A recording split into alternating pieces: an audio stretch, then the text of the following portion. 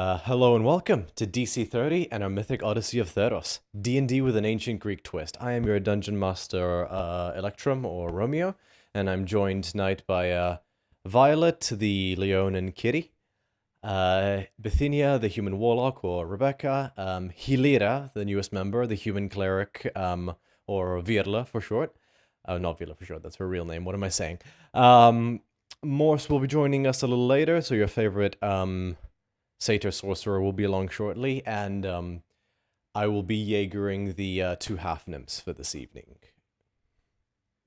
I might get most to do Calliope just because it's going to be too much for my brain otherwise. But so, party.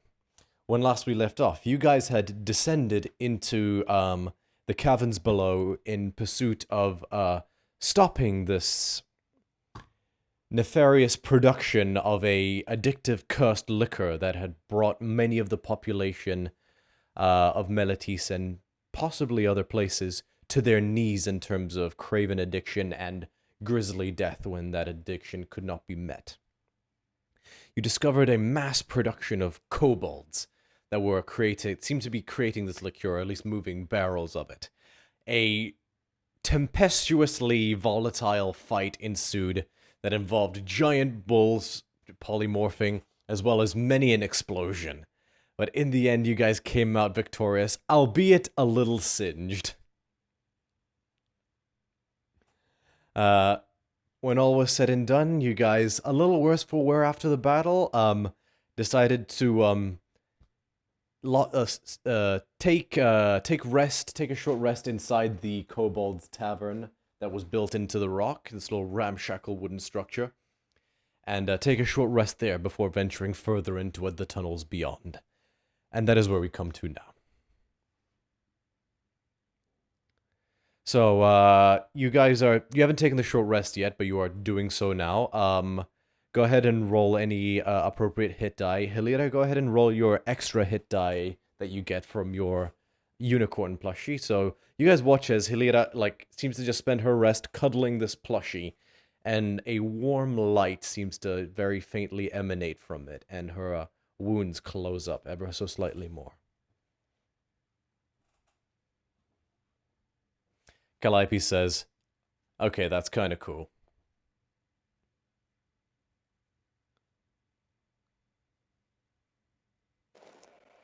If it's just the unicorn, do you think if she had another teddy, the other teddy would do the same thing? I don't know.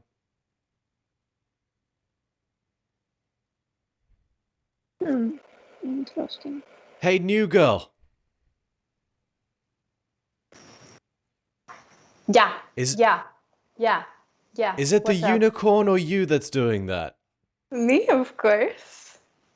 Make a deception check. Oh god, I can't even roll my dice yet, and I'm here. A deception check. Calliope's gonna roll an insight check to contest. This is not Calliope's strong suit, so you may be in luck. I can't find my deception out here. I mean, just don't roll a nat 1, because I rolled a nat 2. 12. Okay. So, it's not the most convincing lie you've ever told, but Calliope's a little distracted from everything that's happened, so she doesn't pay, she takes you at face value and says, "Okay, I'm legitimately impressed." You're welcome.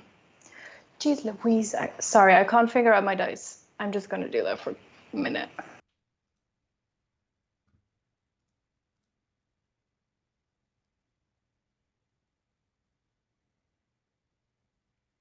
Question, are we taking a short Wait, you have a rest, by the way?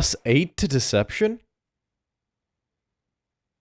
No, you rolled 2d8, not, No, I have a +2, but my dice are not telling me which dice are which, so I just kind of have to roll and hope it's a d6. I'm trying to find my d6s. No, you want the d20, not the d6 for deception. I know, I rolled that already. Oh, sorry, there it is. Well, the 2d8 was healing. I am confused. Yeah. I apologize. Continue. It's fine, it's fine.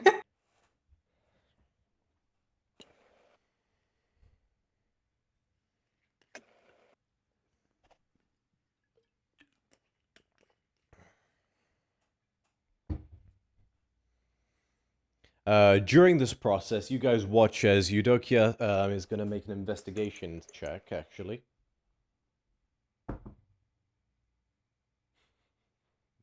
You know what? Actually, I'm not going to make a roll for that because I just thought a little bit more about it. And she rifles through the belongings of some of the kobolds and pulls some of the rags from the Molotovs they were making. She wraps them around about 3 of her arrows, the heads, and then soaks them into the liquor and then just stows the arrows on her quiver. And Eudokia says, "The barrels explode, right? So, just being prepared."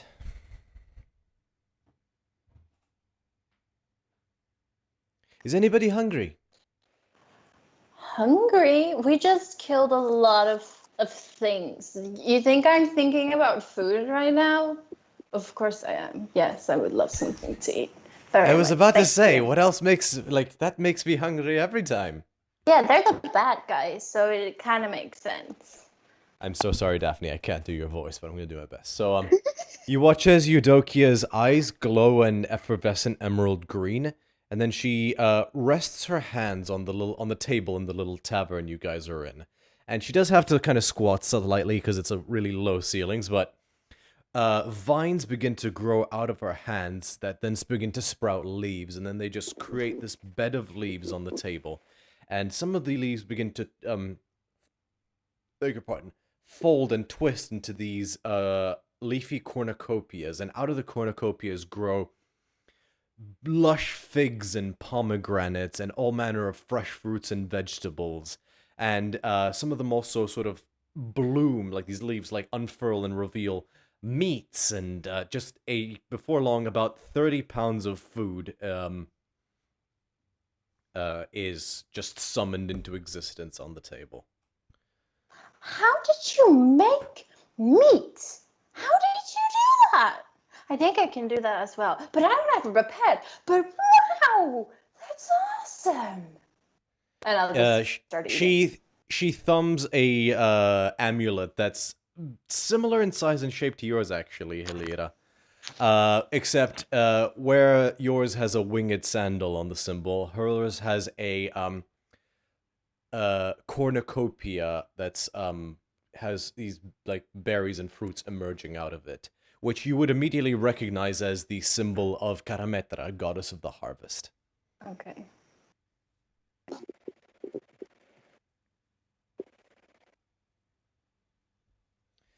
I have found it useful to help me survive in the wild.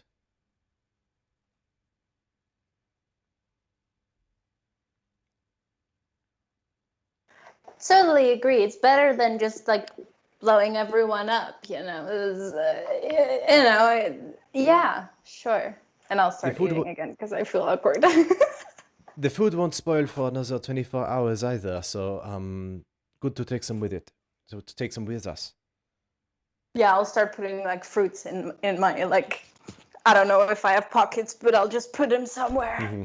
You guys dig into the food, and it is a kind of bland. Like, it does the job, but you get the sense that this is more of this is utilitarian magic. It's not potent enough to create true sensational flavor.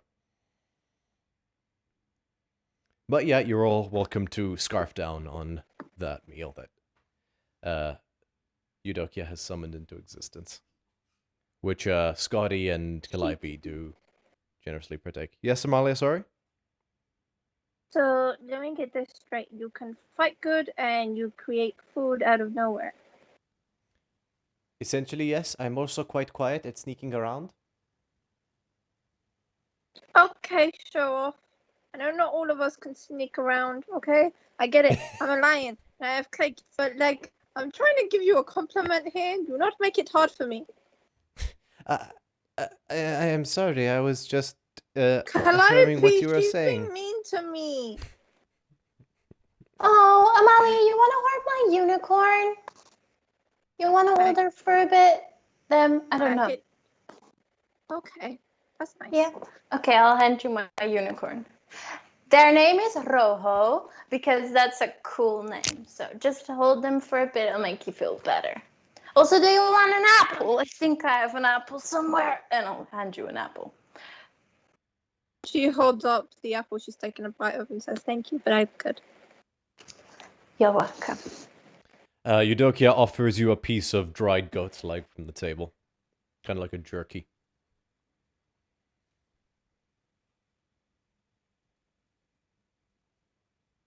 You just stare at it? Oh, is she handing it to me? Yeah. I'm good, thanks. Hello, unicorn. Hugs the unicorn, gives it like a big, like, squeezy hug. Like, she kind of looks like a child that's hugging, like, a teddy. It's like that unicorn from Despicable Me. Yep, pretty much. It is the pretty much fancy exactly one. like that. I'll do a quick plug, actually, to Griffin Saddlebag on Patreon. His item, Snuggle Beast unicorn, specifically, is the item being used in question. If you have a Patreon and can spend a few bucks every month, do subscribe to him. He is pretty great. Okay, plug over. Okay, cool. Thank you for the unicorn. You're welcome. Is somebody keeping... Oh, thank you. Is somebody keeping watch outside? Because I believe Bithynia was. Is that correct? Okay. Yeah. Yep, I'm still out here, and yeah, I'm good. My love language is food, so I would like to partake eventually, but I'm good for now. Yeah, so, Calliope will come out and bring you a platter and sort and relieve you if you want to go inside and watch.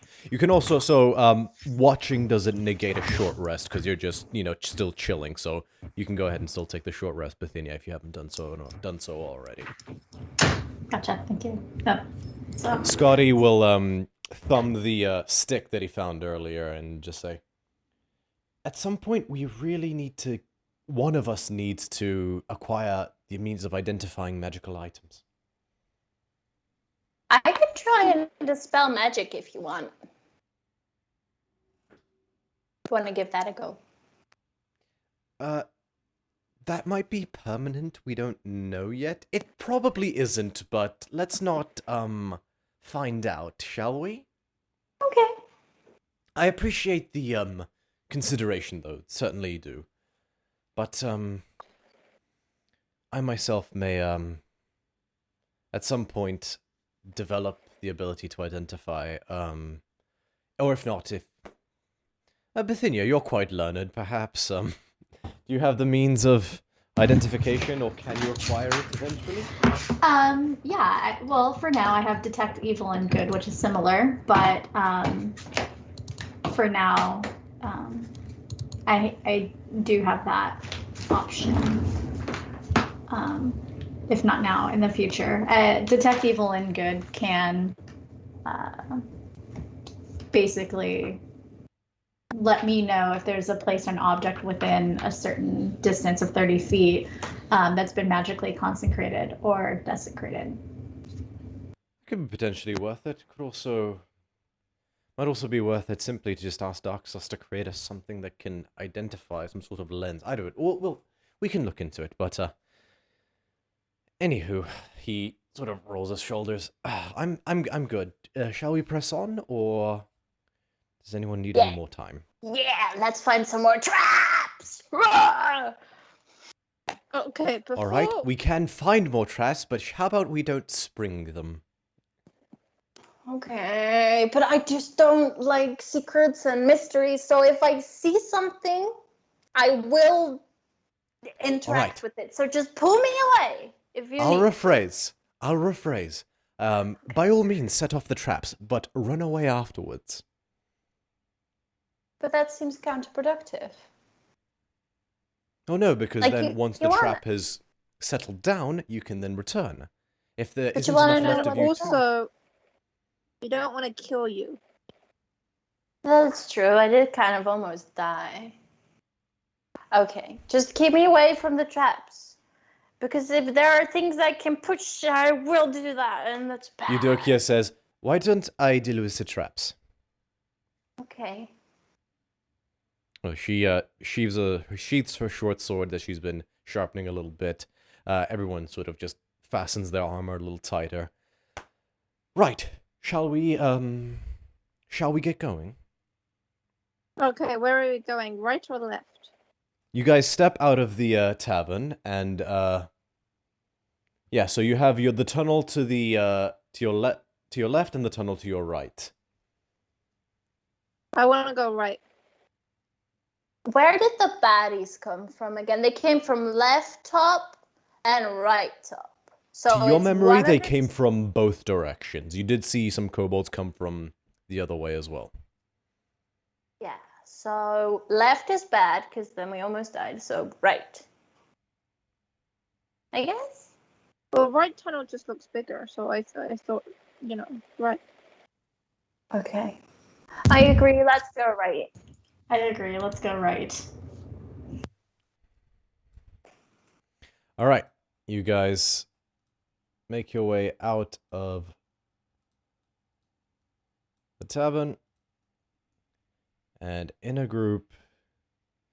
Cool. So you step out into the little courtyard below. You still see the slew of destruction that you wrought, and you make your way round the large stalagmites that sort of form this corner. You see a small staircase that winds upwards, but then a bigger tunnel to the other side. Question, is the staircase like a different room? Make a perception check. Perception. Sandwich of some kind. An 8. You can't tell it. The staircase seems to wind, so you don't know where it leads.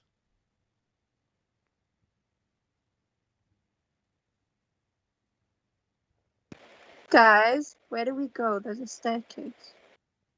Okay, I say we go up. But should we check for traps?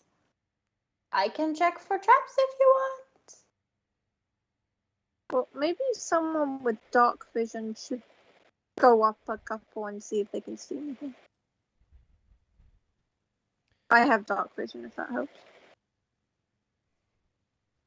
By all means, Amalia, says Skotinos. Wait, where is Amalia? Amalia looks like a lion, if that helps. You don't say.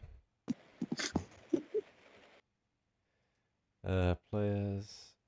Amalia. Okay, cool. Oh, she was there. I must be blind as a bat. Okay, so Amalia, you are progressing forward? Yeah. Okay, so you progress around this rocky bend, walking towards this side. And you spot a cart, much like the one you saw before, as well as what look to be like animal pens. You can safely surmise that those seem to be where the weasels were kept, where the sort of mounts were kept. Before you have time to react, as you look at this crate, you see a figure step out from behind the cart and aims a very large sort of waist-mounted crossbow at you, and fires it outwards. Does a... Nope. Natural 1. The arrow, just full-on strikes the center of your breastplate and shatters into a million pieces. You get a couple, splinters that bounce off your face, and you're like... And you see this figure engaging. Just for the moment, well, I'll say I'll need everyone to roll initiative. Are you kidding me? Oh, fuck's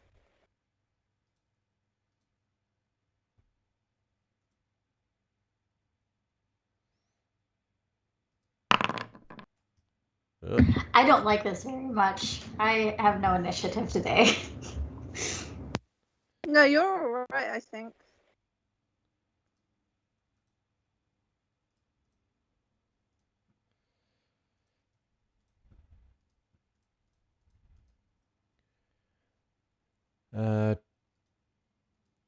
Cool. So... Oh no.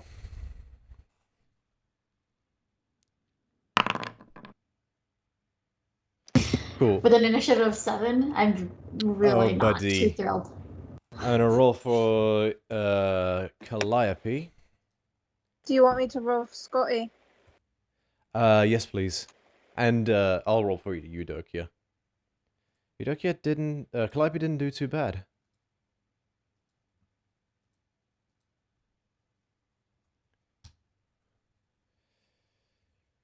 Um,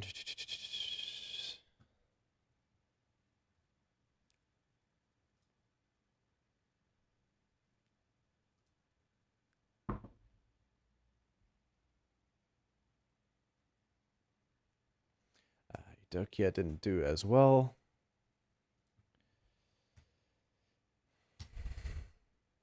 Okay, cool. Helira, what'd you get? 11? Okay. Maybe we don't want to do this. Maybe we should have gone the other way. What did Skotinos get? Sorry, 1 second. My dice are kind of frozen.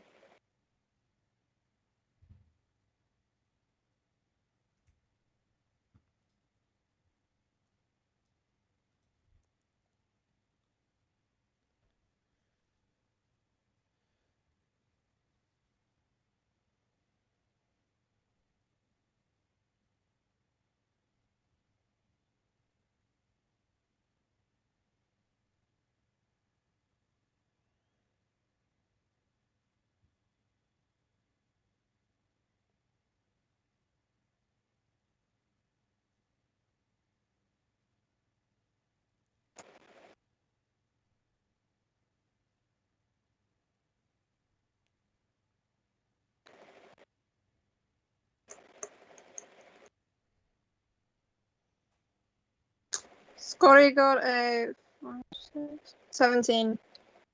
Okay. And you, Amalia? 2. 2 total? 2, yes. We should have What'd gone you- left. We should have gone left. Okay. So, top of the initiative order, I believe, is Calliope. She is going to... She's who gets shot, so she's going to 5, 10, 15, 20, 25, 30. That's as far as she can get, so she will hold her action if anyone attacks.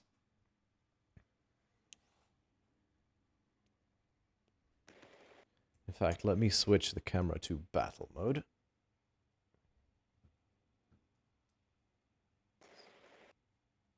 Cool. Oh, wait. Yep, there we go.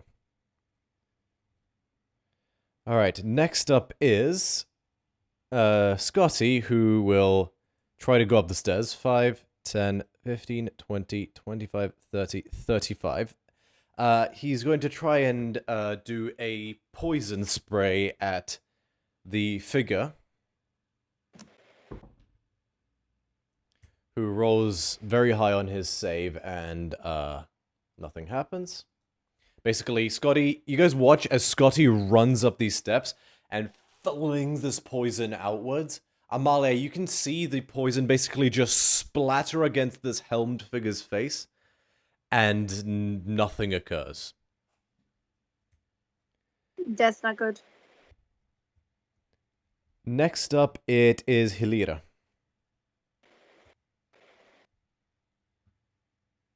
Oh no, I just got disconnected from Foundry. Oh no. Okay, well, that's loading in. I'm just probably... Who's around me right now? Because I can't see anything. I have no... You have...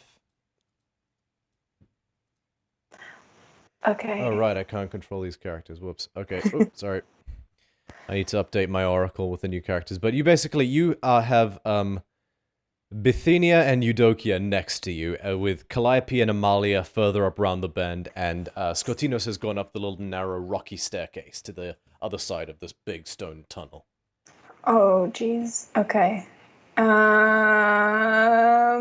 can't think of anything right now, so I'll just use my movement to move up. Okay, so what's your movement again? 5, 30. 10, 15, 20, 25, 30. Do you want to dash to get in right next to Amalia? Behind her, yes. Cool. Nice. 5, So I 10, can, 15, 20, 25. Cool. So you're right behind Amalia. And you can see this figure now as well. Make a perception check. make a perception check. I will do that for you. Actually, scratch that. Don't worry about it. It all will be revealed soon enough. Sorry, I'm just Okay. being indecisive myself. okay. Ignore me. Cool. Next up is, let me just make a comment. Bithynia, it's your turn.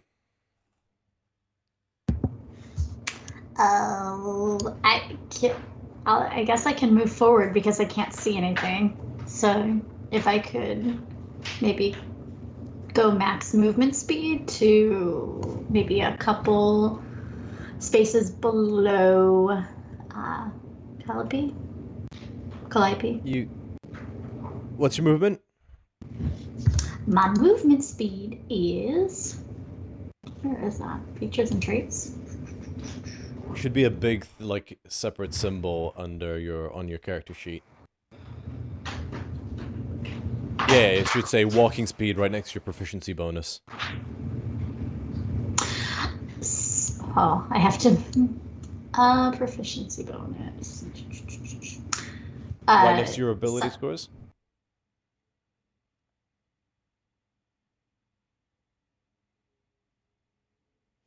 So you should see like your 30, strength. 30. Ah, right.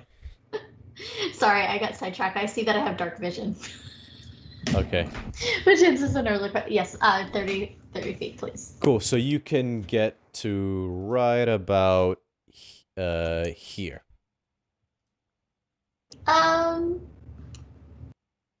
Okay.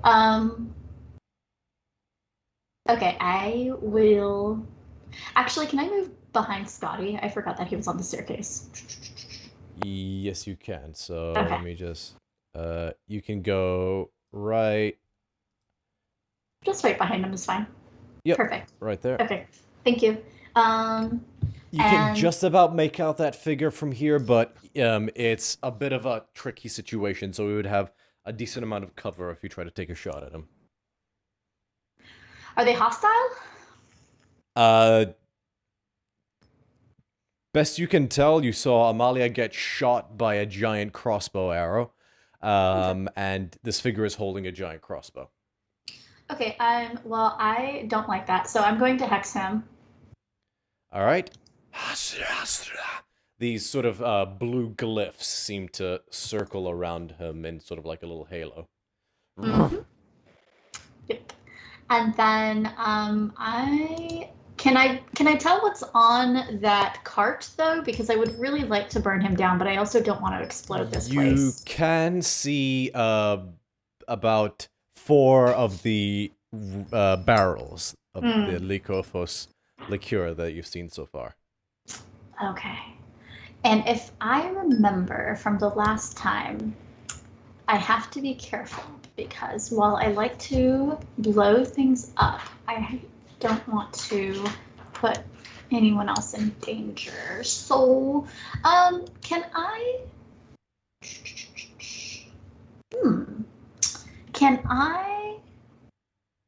summon Fae? Because summon Fae goes 90 feet, and I believe that they're within range. Yes, you can. Okay. And I'm going to summon Fae. Very well. Let me try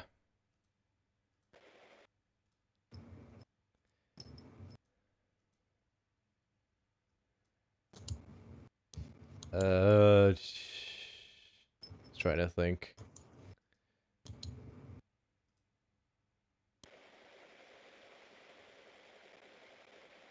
Or I can just do No, you can summon. No, you can summon Fae if you want. I was just so I don't have a fake token yet, so we will just use I can do Cloud of Darkness. We'll just use a Will-O-Wisp. Okay.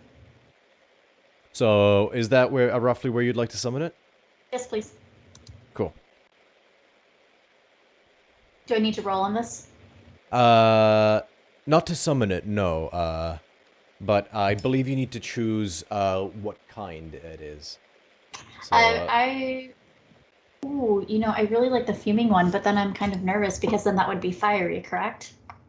So I think so. Let me double check what its ability is it has. No, okay, so I made it fiery for flavor reasons, because, yeah, I don't think it does take...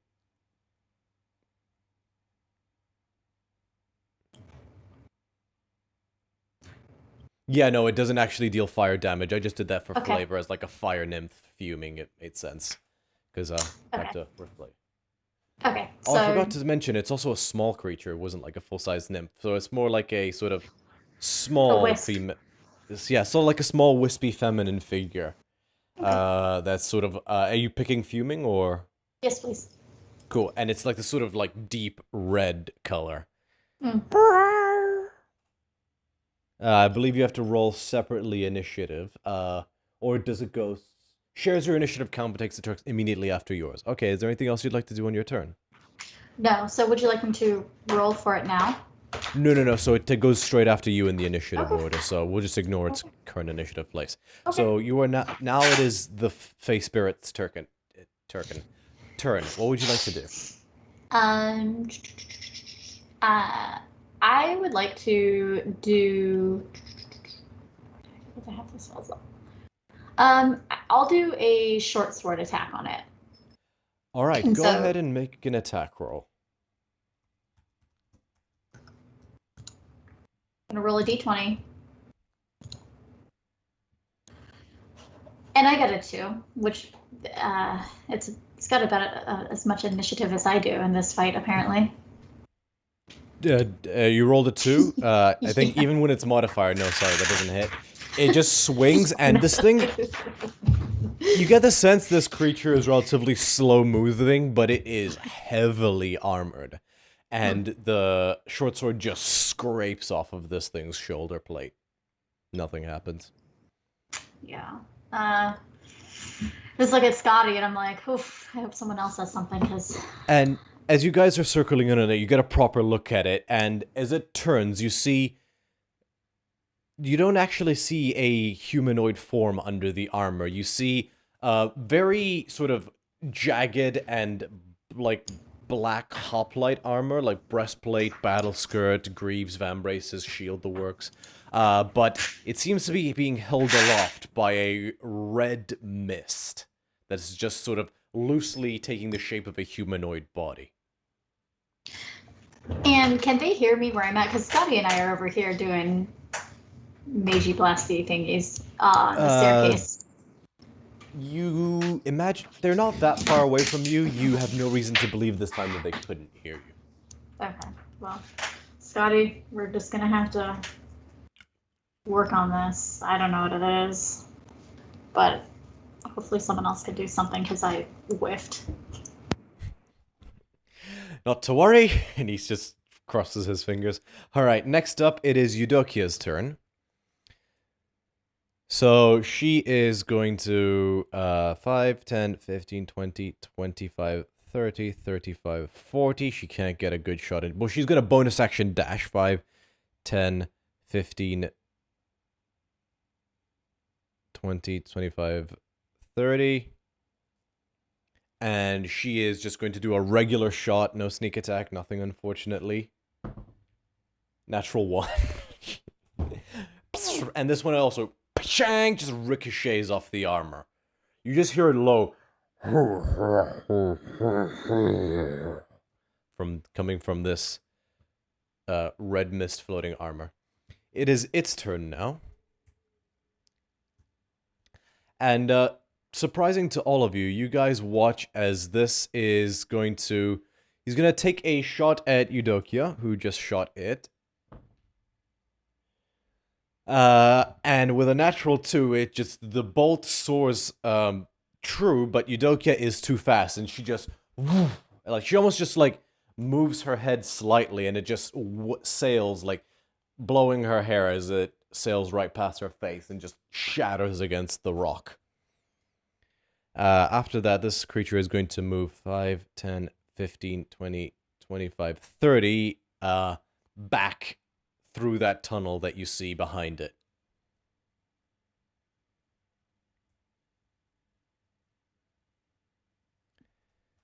And that will be the end of its turn. Amalia, it is your turn.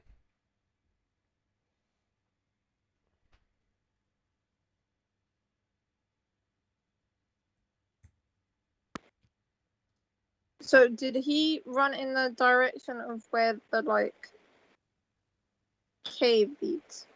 Yeah, you see, he's run in the direction of where the cave leads, yes. Okay, 1 second. Mhm.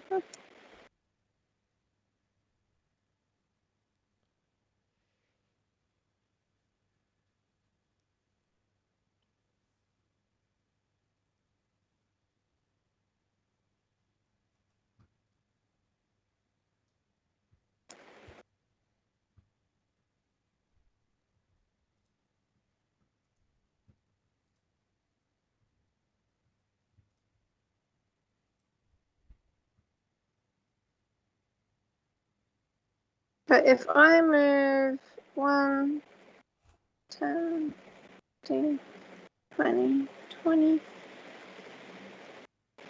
I move here, Yeah? can I then manifest an echo like here? Yes, you can. Okay. Okay, 1 second.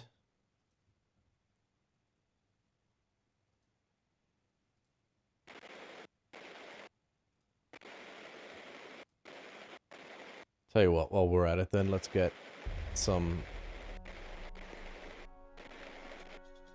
Cool, so you summon an echo right about here. You can... As you move forward, you can kind of peer into the room and...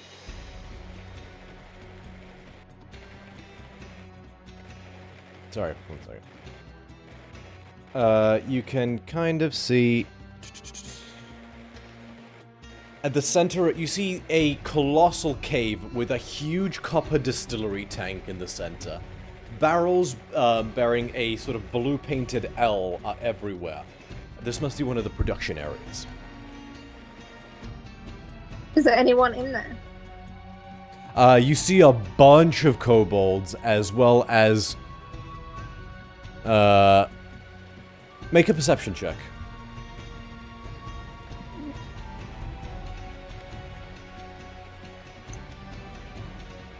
18. Yeah, you see a bunch of more kobolds, as well as barrels upon barrels more of the liquor, and 2 more of these floating red mist armor figures. Question, have they spotted my echo yet? Yeah, and they're all moving to engage, so I'm gonna go ahead and roll initiative for them real quick.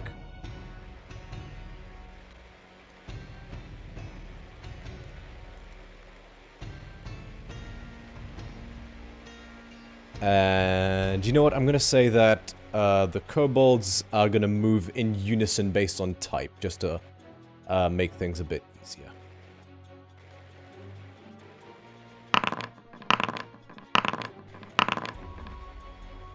Cool. So Amalia, anything else on your turn? You summoned. Sorry, you summoned the echo as a bonus action. You can move it if you like, and you can try to get it to. You can't see super well. But you can move it about if you like.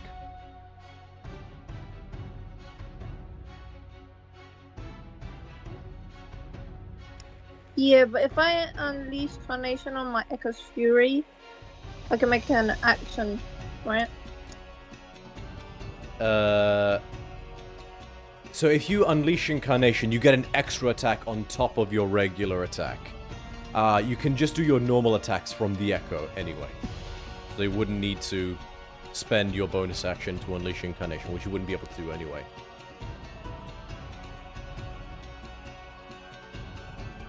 Is anyone within like 10 feet of my Echo? Within 10 feet, not that you can see.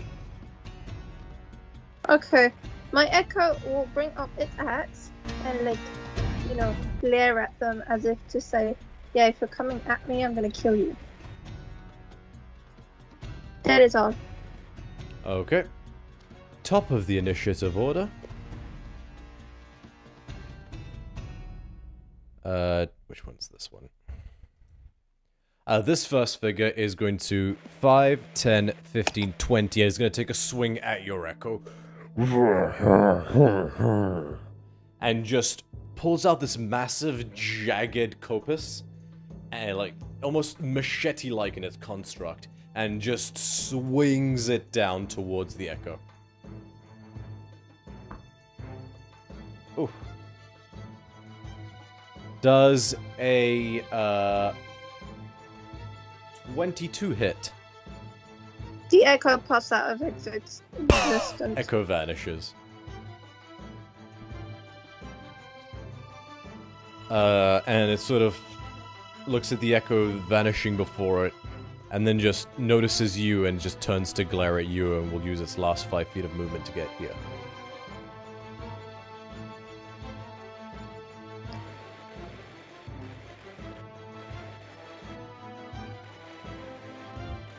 Cool. It is Calliope's turn. She's going to sidestep 5, 10, 15, 20, 25, 30.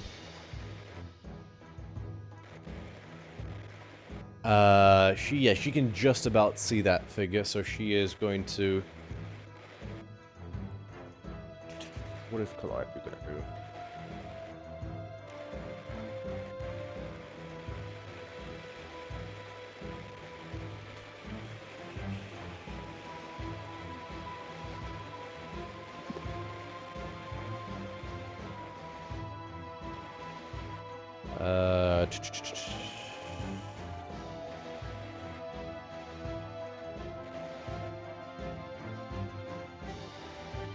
Calliope is just gonna do a basic chill touch cantrip against this creature. Ooh, that's really good. 18 plus 8 is, yeah, 26. Definitely hits, even with the cover. She, and so, spells.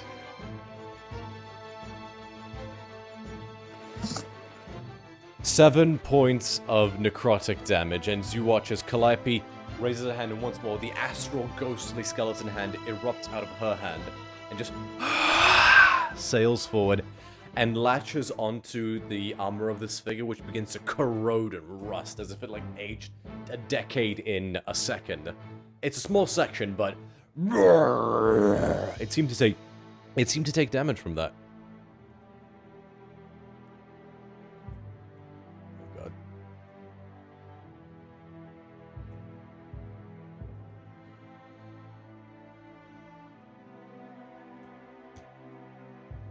Okay, after Calliope, it is Scotty's turn. He's going to 5, 10, 15, 20, 25.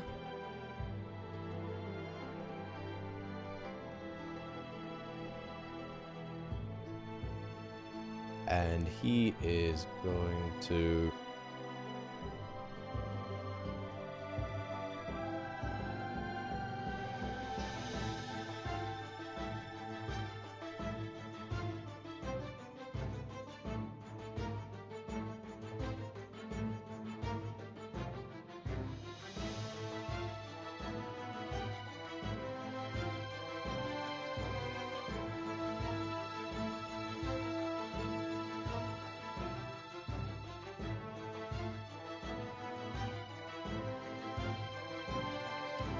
he's gonna just try use Gore Spike against one of the kobolds that he can see. Because Gore Spike has... yeah, Gore Spike has plenty of range, so... Constitution saving throw. Natural 20 from the kobold, so... Unfortunately, Gore Spike has no effect, and he's like, fuck, that's a tougher kobold than I was prepared for. So next up, it is the booze server kobolds. Who will all 5, 10, 15, 20, 25, 30. 5, 10, 15, 20, 25, 30. And 5, 10, 15, 20. And they're all basically in unison. I'm gonna light 3 Molotov cocktails and throw them at you, Amalia.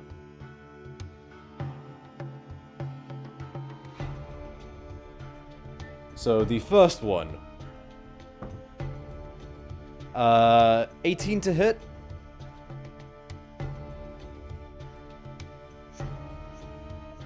Amalia?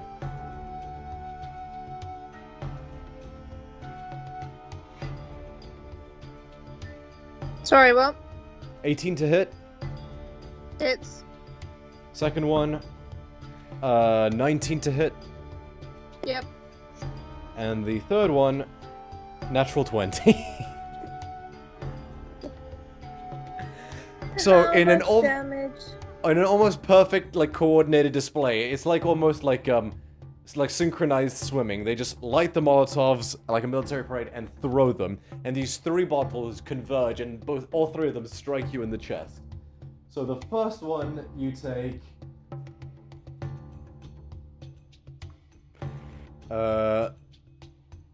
6 points of bludgeon damage. The second one you take 5 points of bludgeon damage. The third one you take another 9 points of bludgeon damage, and all three of them explode.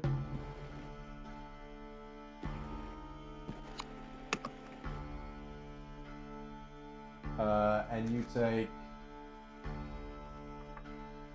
3, 6, 7, 8, 9, 10 points of fire damage as you are basically just engulfed in flames like a stuntman.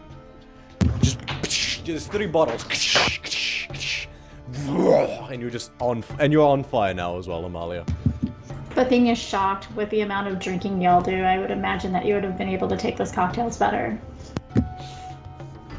Hey. Scotty turns to you and says, "Hey!" Alright, that's their turn. Hilira, it's your turn. Okay, I'm gonna try and move up as much as I can. Okay, so you can 5, 10, 15, 20, 25, 30, about there. Or here if Okay. you wish. My foundry is okay. I just need to count real quick. Yeah, I need them closer. Can I move closer? Can I use my action? You can dash if you like, yes. I would love that. And just kind of hide behind that blue thingy in front of Amalia, if I could. So here. Yeah, but to the side, to the right, still. So the pens are only about waist high to you. They're not exactly hideable, and also it's like a crisscross boarded fence, like you would see at in a paddock. So it's not exactly hideable. Okay. And you've an dashed, idea. so that's your action, by the way. Just to keep that in mind. I'm gonna see what I can do as a bonus action. Not What much. is my... Can I still? You can say no. What? No, so you can do whatever it says you can do as a bonus action. And Wait, Amalia, you're on fire, right? yes, she is. I will move back and pat her out. Okay, Oh, no, so I missed yes. action. Can I as a bonus action do that? I would let you retract. You would be close enough as your action to Great, I'll pat pat her out Amalia anyway. out as my Cool. action. So you use your action to pat her out. Yeah. Amalia, she just quickly claps out the fire on you, and you are no longer on fire. Just pop, pop, pop, pop, pop. Take yours. And can I ask how she's doing? Just health-wise. Amalia, how are you doing? I'm Are you half, but I'm Okay. fine for now. Let me just beat these fuckers up and then we can decide what to do next. Okay, I've got ideas, thanks. Cool. So, is that your turn, Hilira? Yeah. Alright. This one is going to 5, 10, 15, 20, 25, 30, and it's going to hold an action until someone attacks. Next up, it is you, Bithynia. Okay, I cannot see much from here, so I'm going to need to move, but I actually can... shucks. Can I... Can I move before my attack? So I can see these people? Yeah, of course. Okay, I'm going to I will move as far as I can move. Okay, AKA so 30 feet. cool. Do you want me to move your token, or would you like to? During battle, it's a little different than during normal navigation. Cool. Yeah, you can move there. Absolutely. Yep. I am safe-ish from here, I think. I'm still behind this. You are able to cart. sort of duck behind the cart and the Yeah. barrels and whatnot. Yeah. Okay, so I see... Okay, now that I see what's going on back there... What? Is that glowing stuff something that's already leaked out? The Do we know what that is? the glowing The- ball. Yeah. That's know what the that is? will-o-wisp.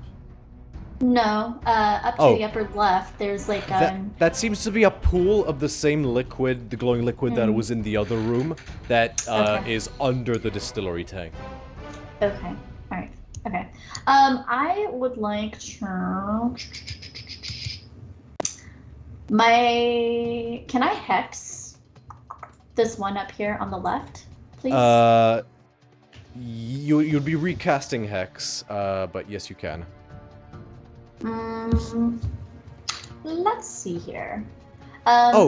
Did the sorry, anyone who's in Twitch, did the notification go up? We got raided. Sorry, I only just noticed because I have Twitch muted, otherwise I hear myself. Did the notification go off? Anyone in Twitch chat who's here, please say so. Sorry, I only just noticed. Welcome everyone. Yeah. I did not hear it myself. Alright, may have to Adjust that. yeah. Ed, if you could, if you're still here, if you could let me know if it went off or not, that would be amazing for my own reference. But apologies, welcome everyone, welcome from the raid. Hi, thank you so much. Sorry, Bithynia, you were saying? You can absolutely cast Hex again with your other spell slot if you like. No, I... Do we know anything about them? Because I'll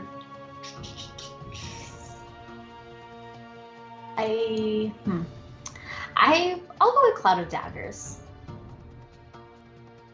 Okay. Or no, actually, I'm gonna do Eldritch Blast. I'll go with that. Because I don't want to Okie dokie. waste all of my stuff just yet. Yeah. So. If it's information you seek, I will remind you you have a unique feature to your specific type of class that lets you glean information. Yeah, I'm just gonna Eldritch Blast. These two Okay. that are at the front that I can see. Maybe I will. We don't know. May the dice be in my favor. Okay.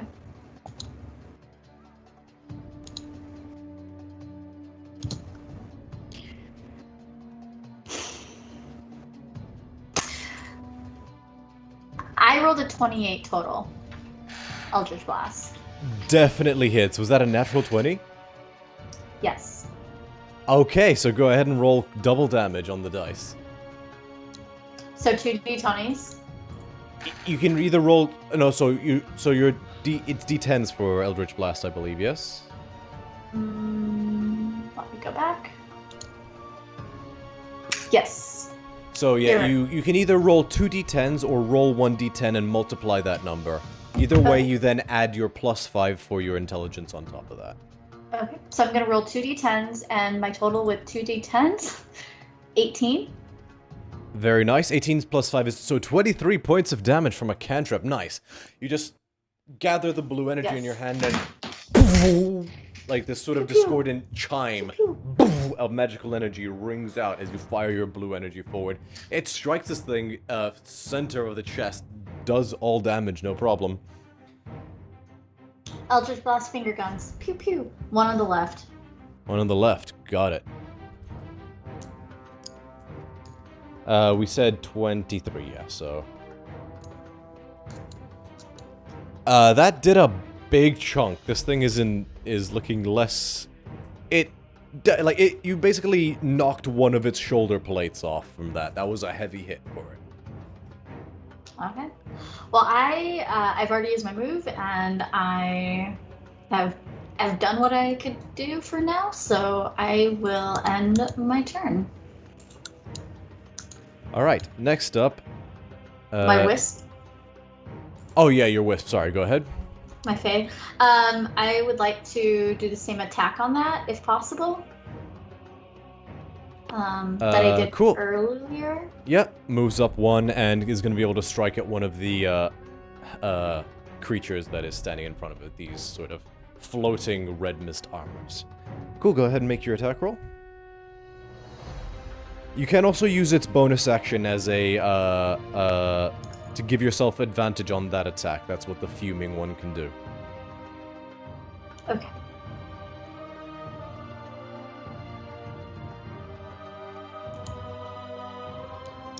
One d20. 2d20, you're rolling with advantage. So I rolled an 8, and then I rolled a 9.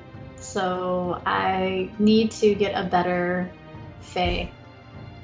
The Fae turns to you and says, "Hey, fuck you, I'm doing my best over here." You had one job. Okay. That's it. I'm done. I can't. Okay, Eudokia, the green half nymph, is going to move 5, 10, 15, 20, 25, 30. Bonus action hide. She's going to roll a stealth check. Yeah, I think she has, like,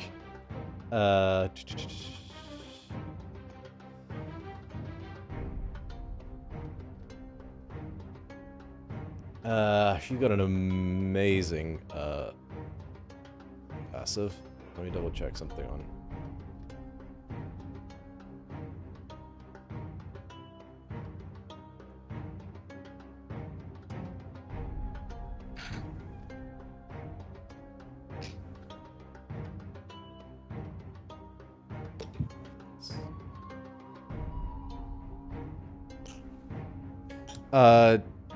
I'm gonna say no for the purposes of this. It doesn't hear it, so she can still hide, so...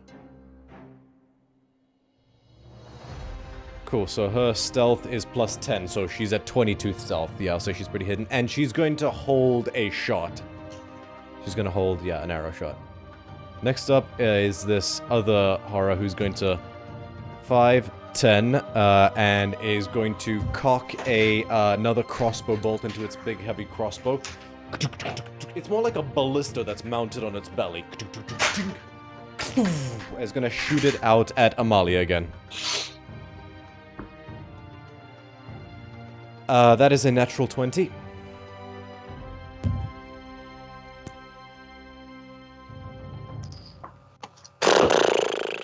I rolled a 1 though on the dice. So what does that mean? So you only take 6 points of piercing damage. Sorry, I lie. You take 3 points of piercing damage. I was looking at the wrong modifier. Yeah, did not do too well. And that's gonna be the end of its turn. Now, these two kobolds are going to... it's too crowded over there. They're gonna stand back and hold their actions. Amalia, it's your turn. Manifest an echo right in front of the two that are like at the opening. Very well. So once more, you split your soul and summon an echo into existence. And then I want to slash the motherfuckers. Okay, go ahead and commence with the slashy slash.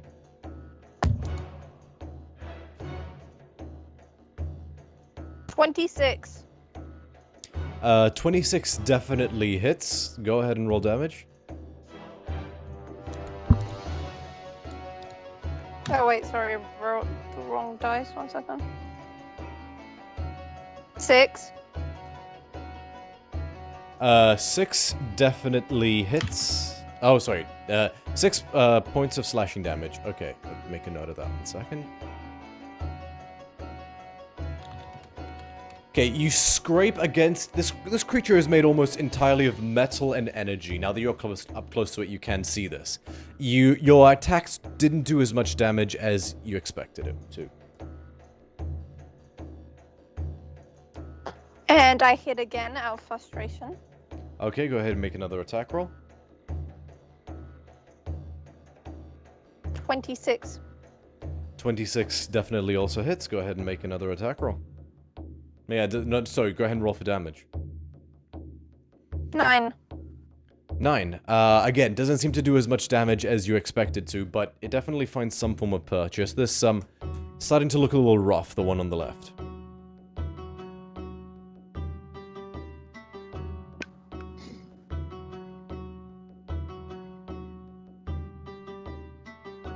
And that is all I can do for now. Okie dokie. Actually, wait. Question. Yeah? Can my echo roar like I can? I'll say yes.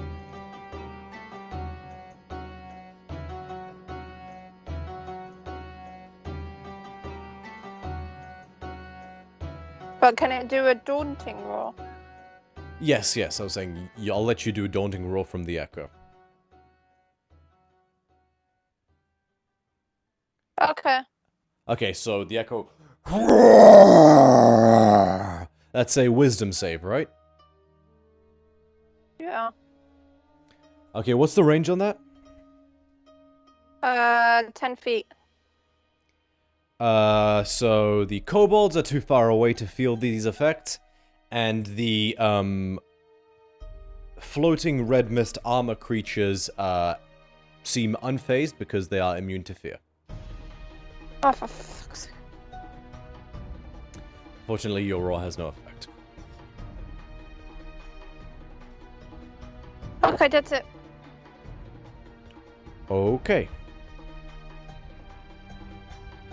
Next up on the initiative order is... Oh, so it's, top of the initiative order. This creature is going to... That you just attacked Amalia with your echo, is going to swing at the echo. Oop. Ooh, don't think that hits. That is a, 10 to hit? Yeah, nothing. And it will swing again. Ooh, even worse. 8. So, unfortunately, now that you're up close, this is where you shine, so you're able to just parry its sword strikes with your axes, and you, at the second one, you even catch the axes, almost like hooking them, and just throw them back. Intruders. It just, like, gravels out in a low mechanical voice.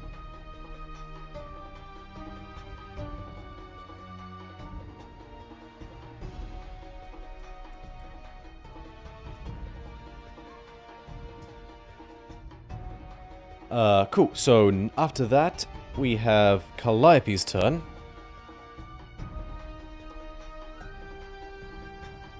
She's gonna, posit the question to you all. Big explosion? And, I don't think she has anything that... Oh, yeah, I'm looking at Eudokia's.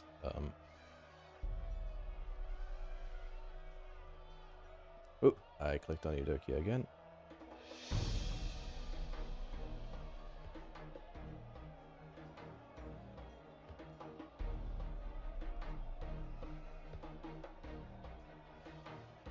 Yeah, she doesn't... Calliope says, I don't have any fire! Who has fire? And she's just gonna try another chill touch cantrip against that creature that Amalia's fighting. That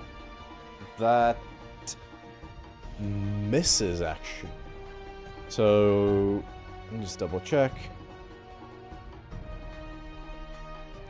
Yeah, so, Calliope rolled a 19, which missed against this creature. Its armor is too thick, and it just resists the effect of the spell.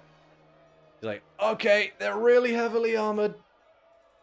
And as a bonus action, she will ha ha ha ha ha ha ha, like, just let out her siren song, which you all have come to know well. And she will inspire. She will inspire Hilira, because Hilira's gonna go next. Okay. After that, after Calliope's turn, it is Scotty's turn. Scotty is going to...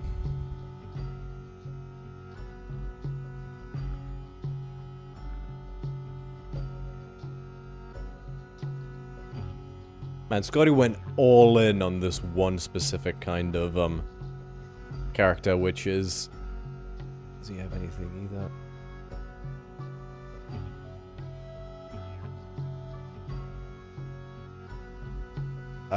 Scotty's going to take out a torch and light it. He has to spend his action lighting it, but it is there and ready to go. And he just holds it out. That's his turn.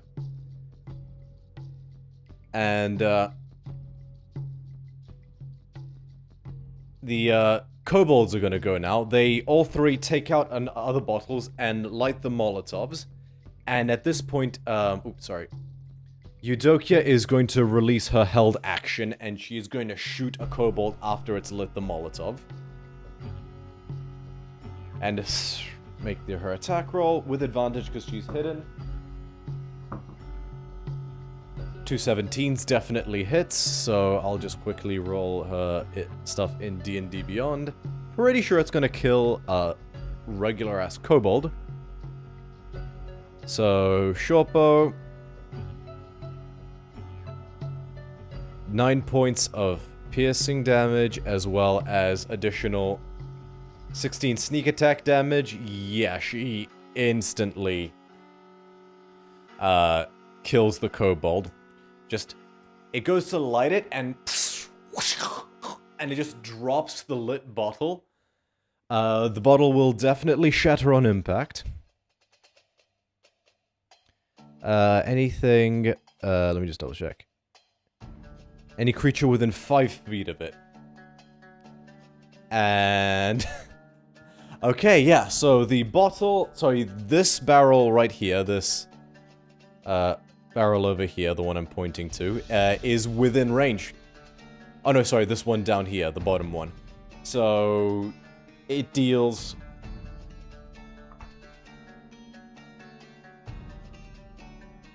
Okay, well actually, to be fair, I'm gonna roll for it. I'm gonna roll a d6.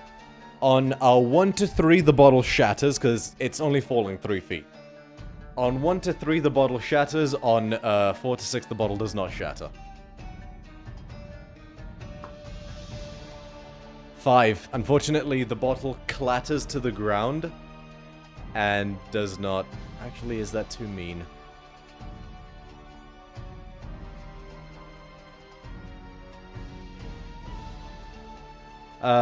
You know what? I'm gonna rule of cool it. Forget I said anything. The bottle shatters and just releases fire everywhere. And the barrel takes a whopping total of 6 points of fire damage, which I now need to roll for the barrel. So I roll a d20. If the result is less than the fire damage taken, the barrel explodes.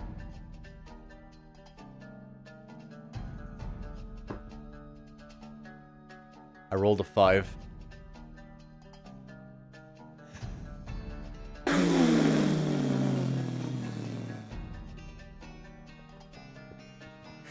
The barrel explodes in a nova. You're quite familiar with it at this point.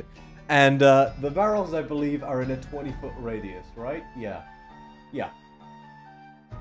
So, I'm gonna have to do a bit of chain reactioning here, because, yeah, all these barrels need to throw saves now, so let me just roll the fire damage for that barrel first.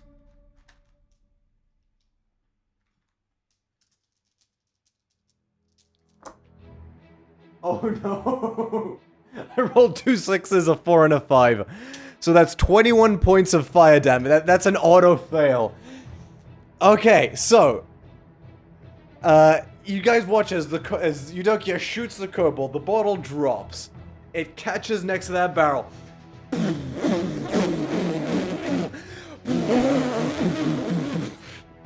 I'm gonna have to roll a considerable amount of d6s right now, so give me a moment. So that's 1, 2, 3, 4, 5, 6, 7, 8.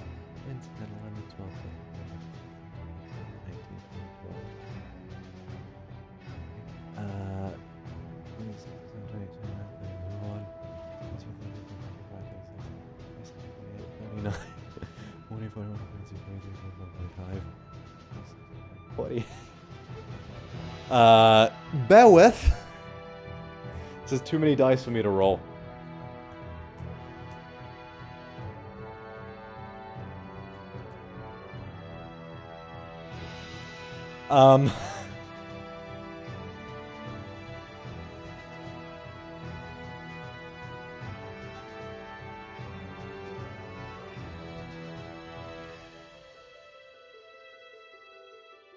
Okay, I'm gonna roll it separately.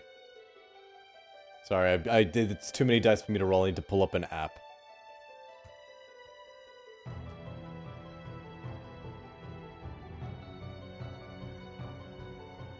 I'm just gonna roll it in Discord. Sorry, chat. I know math isn't the funnest part of watching this, but this is. So, just to clarify, this is 192 d6 worth of damage.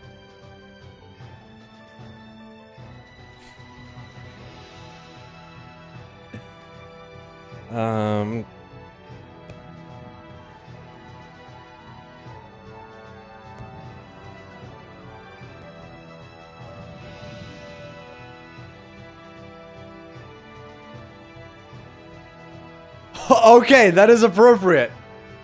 So, the kobolds and everything in there takes 666 points of fire damage. Yeah, I'm sorry, Amalia, the clone is instantly destroyed.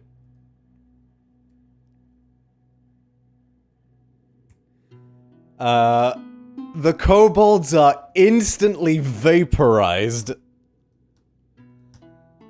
The distillery tank is fucking ruined in this explosion. It is just like the copper melt. As you guys... So, Amalia, you're the closest to it, so you see... You basically... watch in slow motion as, like, this heat wave comes out as the entirety of that room turns into a bright white light.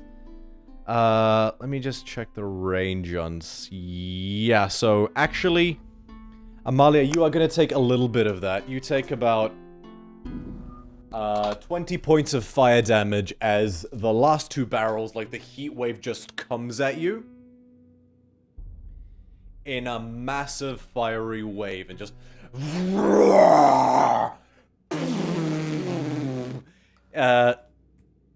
everyone roll a Constitution saving throw. Oh, for fuck's sake.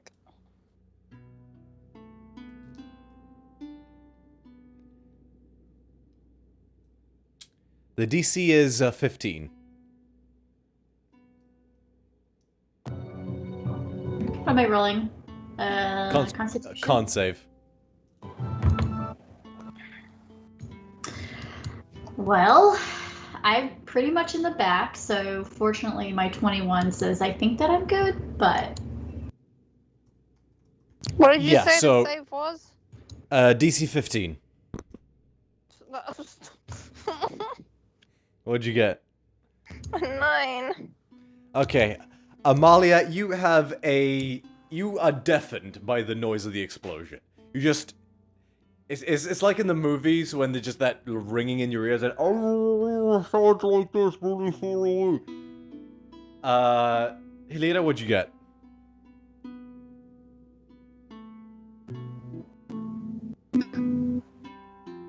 Say again? I can't hear. Can't hear you, sorry. You're mute. Can anybody else hear her, or is it just me? I don't know. Constitution's at the top of the character sheet. 3 over strength, dexterity, constitution. However, I can tell you what mine is for now.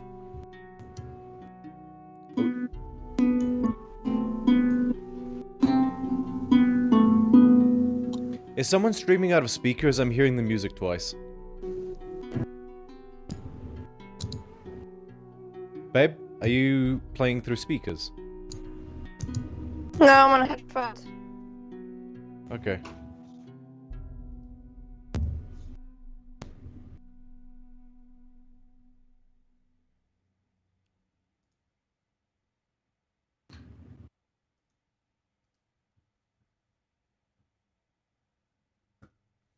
Alright, just pause for a moment.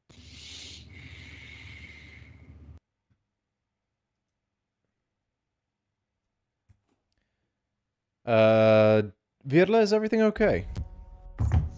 Yeah, can you hear me? Yeah, okay, I can hear you now. Yes. I can hear you now, yes. Okay, I rolled a 19. Yeah, we can now. Okay, so you are not deafened by the sheer volume of the explosion. Great, thanks. Everybody else, though, failed their saves. I passed. Oh, sorry, sorry. All the PCs I'm controlling failed their saves. Alright. How did the kitty cat? That also means that you guys, the suits of, like, floating armor that were bearing down upon you guys watch as the heat wave just engulfs them, and then when the explosion dies down, you just see these puddles of liquid metal at the bottom. Would we know what they were like? I will say Bookworm of the group Bithynia can go ahead and make a history check if she would like to. And I will shut off the music as combat is over. Okay. Yeah, so with history, let's check, recall, see if we can find out anything about this place. Pretty good at scholarly things, and with a nat 20 and a +8, 28 says I'm gonna find some stuff out about this. Holy I do remember. Yeah. Oh wow, nat 20, nice. Yeah, you immediately click and you are aware that there are various different types of constructs that can be enchanted into being in order to serve as foot soldiers or security of some effect. Some of the lower levels are more commonly referred to as animated armors, but there are stronger ones that are generally employed with some amount of dark magic to give them sentience, and you'd be hard-pressed to find a person with good intent controlling one of these, but they are known as helmed horrors. And you thank your lucky stars that the explosion was technically non-magical, because with that roll, I'll say that you do recall that these guys are immune to a limited selection of spells.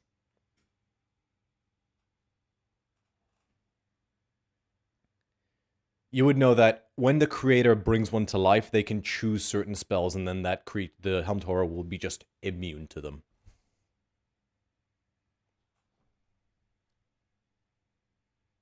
Okay. So, do we need to worry about this at all going forward, or are we pretty good here, or what can I do with this information? That's up to you. Oh wait, do we know what they, like, what's it called?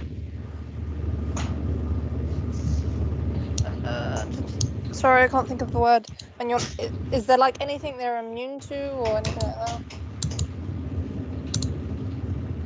that? With that roll, I'll say, Bithynia, you would be aware that by nature of being essentially made out of metal and energy, they would be resistant to bludgeoning, piercing, and slashing damage from non-magical attacks, save for something particularly sharp like adamantine.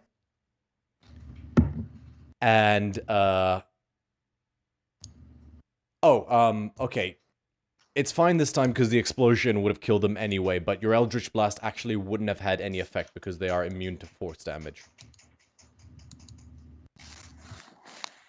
And, okay, so, Actually, so the chill touch wouldn't have had any effect either. Neither would have, and the poison was. So they are immune to force, necrotic, and poison damage, which is kind of hilarious because I completely got that wrong.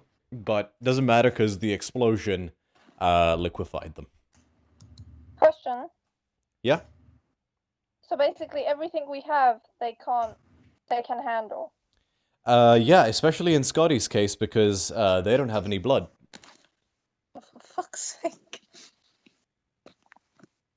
I've What got about my radiant wrist? damage. By the way, in the meantime, I'm doing a prayer of healing. And it's gonna take 10 minutes. So I'm just sitting down and doing that. For everybody that needs it.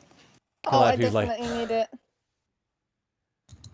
Thank you. Scotty turns to Eudokia, is like, nice shot.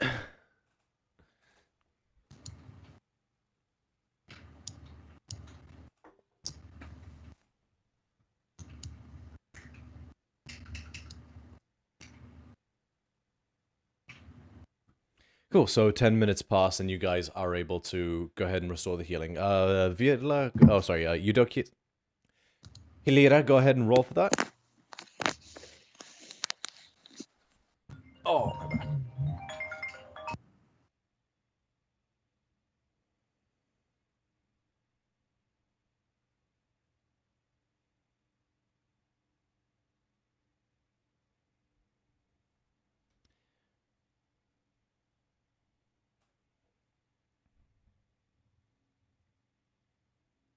Everything alright, Hilira? Yeah, sorry, my computer is just really slow. That's 17 points of healing for, I suppose, I can do 6 creatures, so I don't know who needs it. Calliope is fine, Eudokia is not, so 17 you said? Okay, you do. Yes, 17. Cool. So if, He's like, yeah, thank you. and then Amalia as well, I suppose. Yes, please. Okay, then you get some. And does Scotty need some? I can do 6, so I'm gonna take some as well. Let me double check Scotty's current health pool.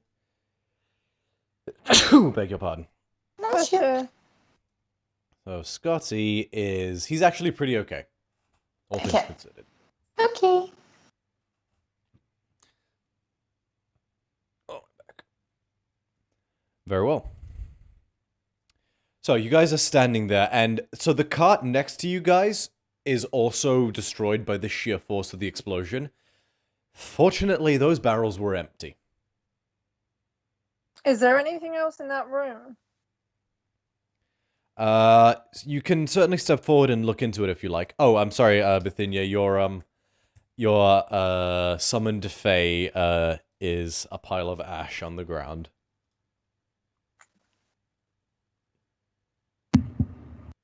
Okay, I'm just gonna move here.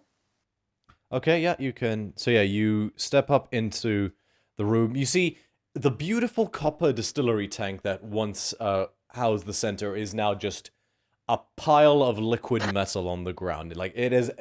This room has been absolutely sundered. There is nothing that is not in tiny pieces left inside this room, as best you can tell. Is there still the liquid from the distiller? No, that all went up in flames. Okay. I'll just turn around to the group and I'll be like, I think this room they made the liquid from.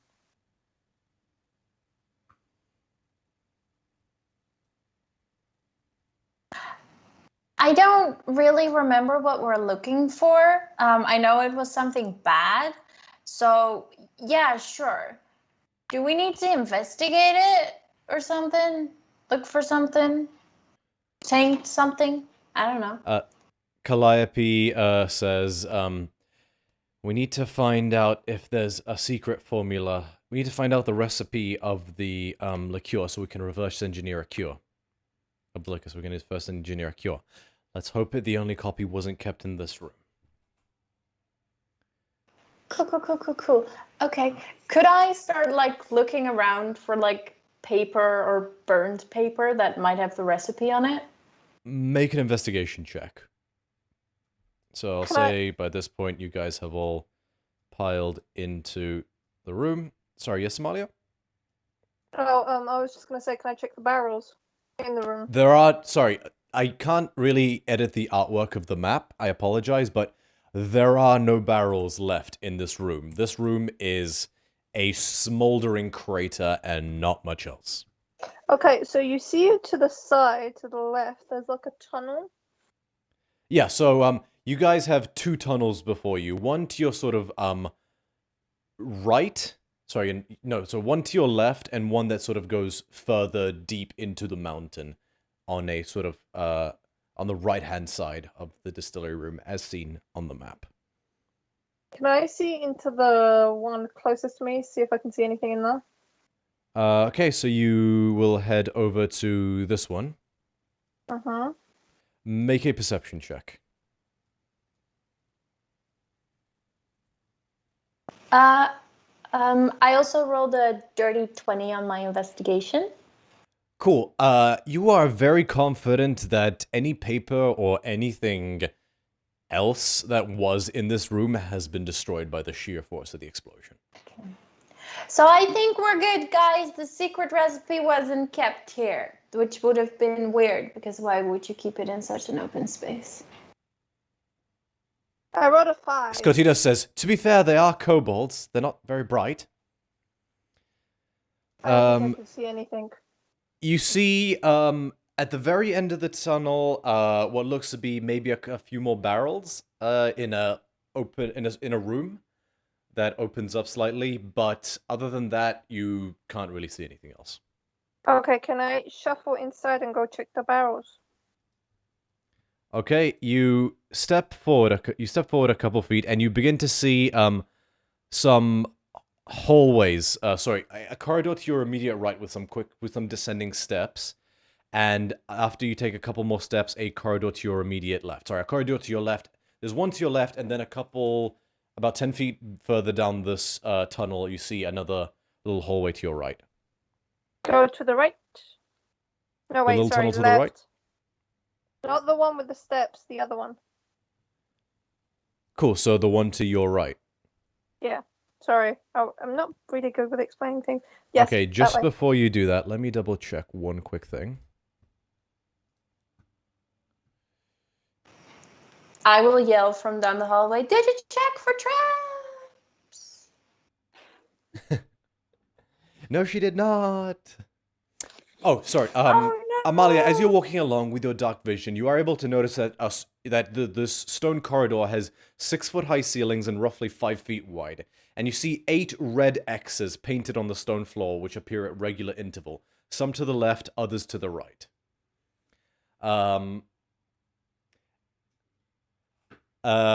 As you step into the corridor, out from the one that you were about to step into, out from the little corridor you were about to step into, the one on your right, you see a singular little kobold who steps out, looks at you, Amalia, throws a little pouch of something which bursts and creates a thick black smoke that makes you and is going to try run away.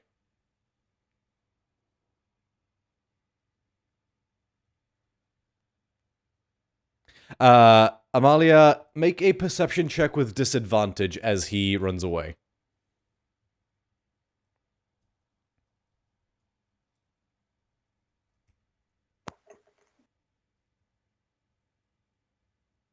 Cool. Never mind. Actually, sorry, never mind. So as he runs away, yeah, no, never mind. No, we're not with a 4. Sorry.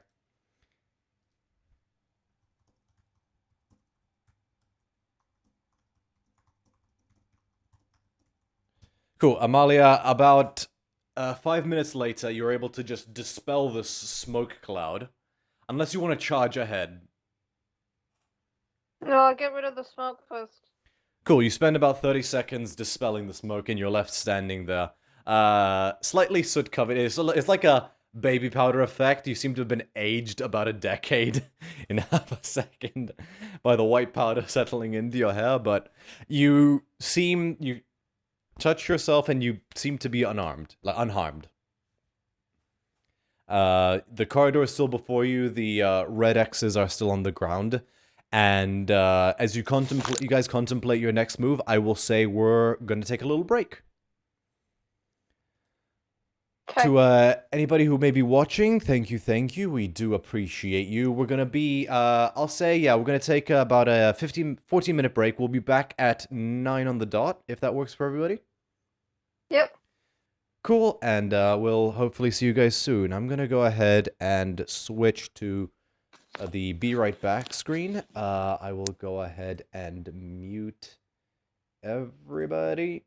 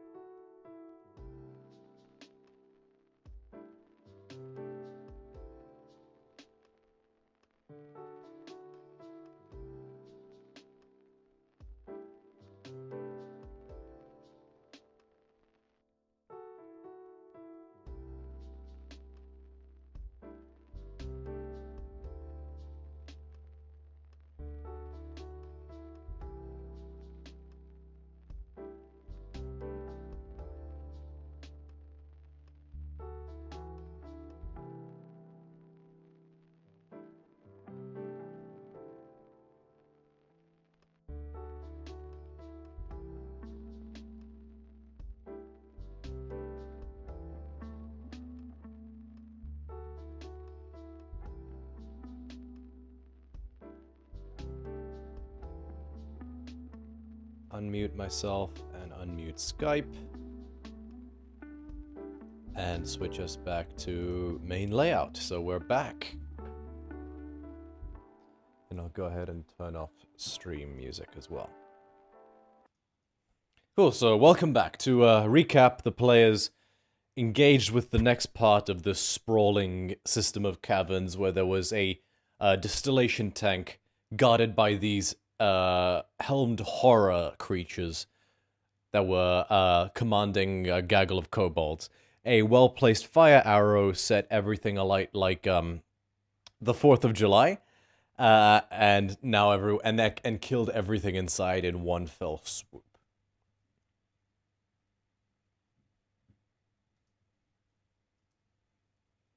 And that's where we are at the moment.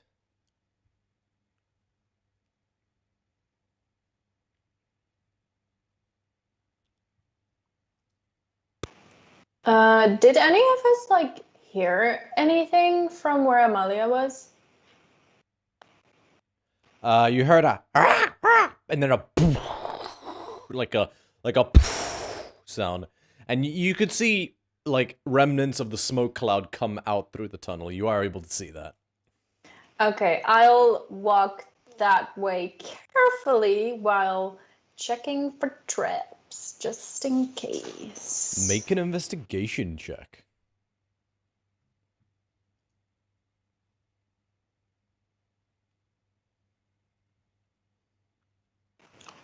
A 9? You're pretty confident you don't see any traps. Oh, great. Okay, I'll keep walking. I'll try and catch up to Amalia if I can.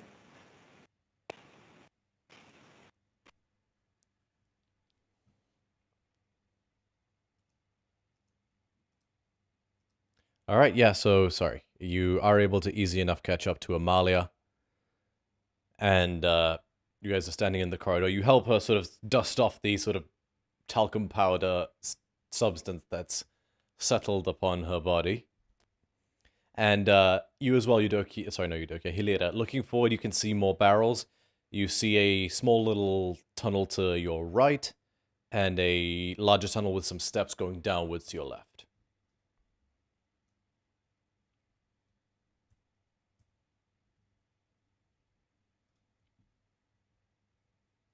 You're muted. Oh, I thought maybe somebody else was gonna do something, but Amalia, do you have any idea where to go? Because I have no clue, and I wanted to go left, and then that was the wrong side, so I feel like I should pick the opposite of what I chose, but I don't know what's the right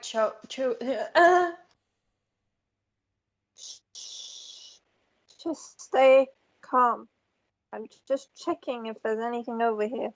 There's a little annoying person and then he ran off. That's about it. But we'll decide as a group where to go. Should we follow them? That seems like the right direction. They're not walking into traps, so there won't be traps, which is wonderful. I don't know. Calliope? Calliope walks up to you guys. What is it, Amalia? There was a little, like, annoying person. He ran that way. I don't know what's in the corridor next to me. That's about it.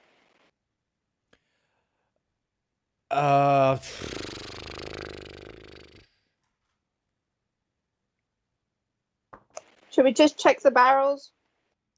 Yeah, we can do. Lead the way.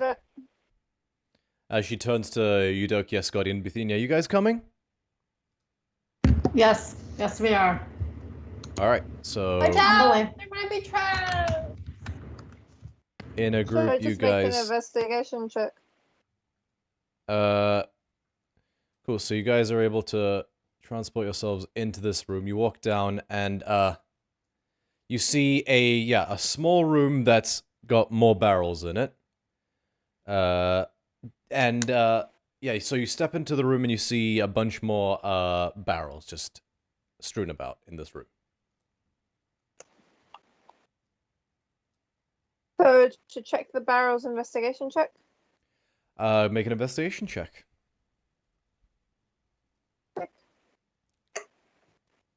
Can I make one as well? Yes, go ahead and make an 17. investigation check. Unless you want a history, but I can just investigate. No, yeah, you can make an investigation check. You know what? 24 on investigation. Alright, between both of you, you guys notice that the barrels in here are all empty. You get the sense this may have been just a place to keep empty barrels. You find nothing of interest in this room. Do you want to check the other corridor too? Calliope's like, yeah, we can do. Okay. We've come all this way, let's go. Alright, so back the way you came, right? Yeah, and then...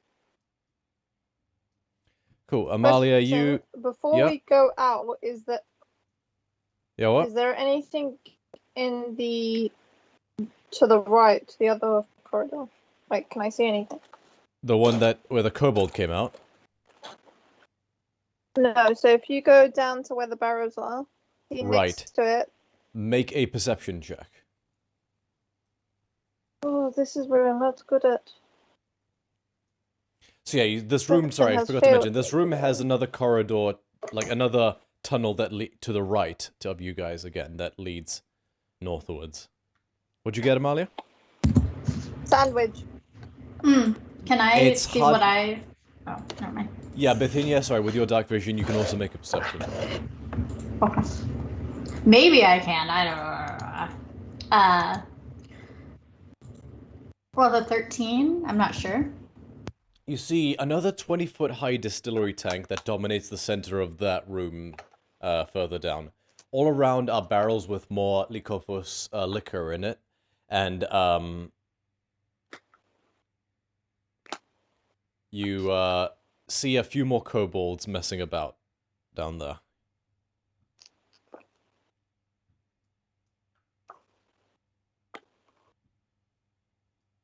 Well, we can go onwards, but it looks kind of like where we're at right now.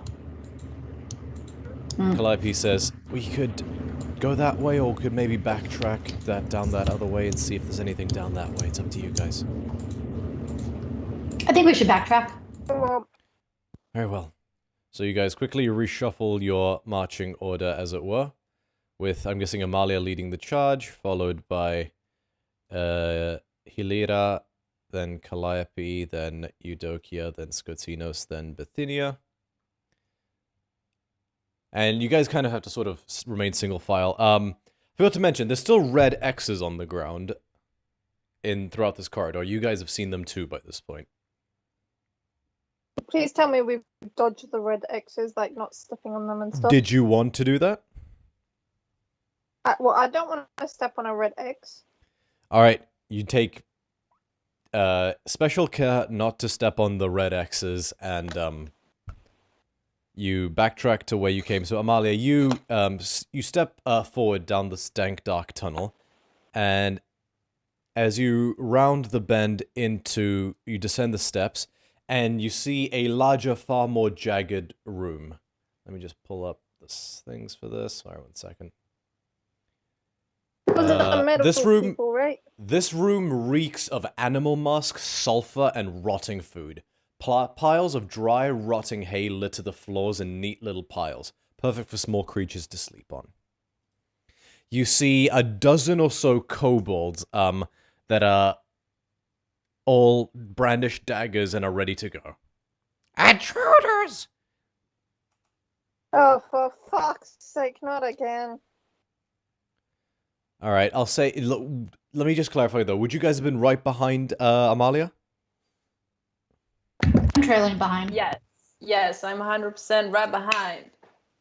Okay, I'll say Also, that in I'm that case. clutching my unicorn because those X's are calling to me, but I'm not doing it. Alright, you guys kind of bunch up around this area. It's a real tight squeeze, but you guys are able to sort of gather around. But yes, I need everyone to roll for initiative.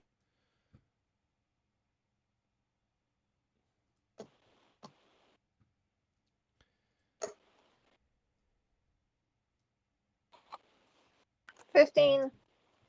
Okay, second. There's a reason I'm trailing behind, because after the last match, a 4 isn't much better. I rolled a Okay. 15 as well. Okay, and Amalia, what's your dex score?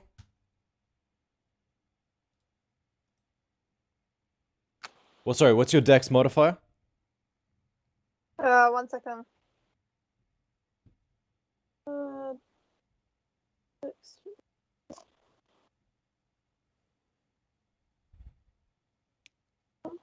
What'd you need? Your dexterity modifier. It's plus what? +1. Hilira, what's yours? +3. Okay, so Hilira goes first. Oh, okay. Let me just roll for Calliope and Eudokia real quick. Eudokia rolled a 19. Do you still want me to roll for Scotty? Yes, please. Calliope rolled a natural 1, so 5. Bithynia, what'd you get again? I definitely was scraping the bottom of the barrel with a 4. Okay, good to know. Scotty got a 15 too. Okay, and his dex score is higher than yours, I think, so, but lower than... Yeah, it's +3. Okay, so it's actually the same as Hilira. Okay, cool. Right, let's get some music again.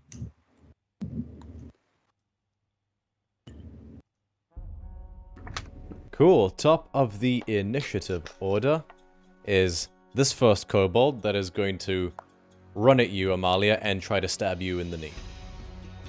Of course. And as it runs, you hear it yell, "Defend this place with your lives!"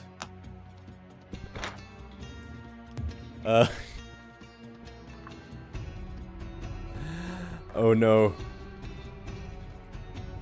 What about if I die, Romy? I'm gonna kill you. Nope. He rolled a 12. He's got a shitty little butter knife that just kind of glances off of your, armor. Shit! Alright, it is Eudokia's turn. She can't... It's too tight. You can't really find purchase or get a good shot, so she is going to, hold a stab action if anything comes out.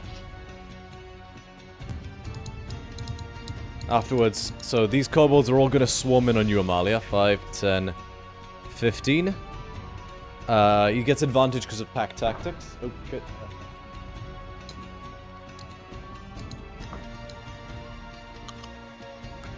Does a 21 hit, Amalia? Yep. This one is able to find purchase in your armor, and you take 5 points of piercing damage as he kind of buries the dagger between the plates on your leg and just sort of sinks the knife into your shit. Next up, this one is going to do a sling attack. He does also get advantage. 23 to hit, Amalia. Yep. You take 4 points of bludgeon damage as if he throws a sling rock and it cuts your cheek as it smashes into your face. This kobold will also sling attack against you, Amalia. 23 again. Yep. 3 more points of bludgeon damage. And the last one is going to do another sling attack against you two, Amalia. With advantage again because of pack tactics. So I rolled a 2, and so the highest one was a 13. No. 13 misses, and this one doesn't quite find purchase, and just the shot just kind of glances off your arm. Oh hey, welcome, welcome.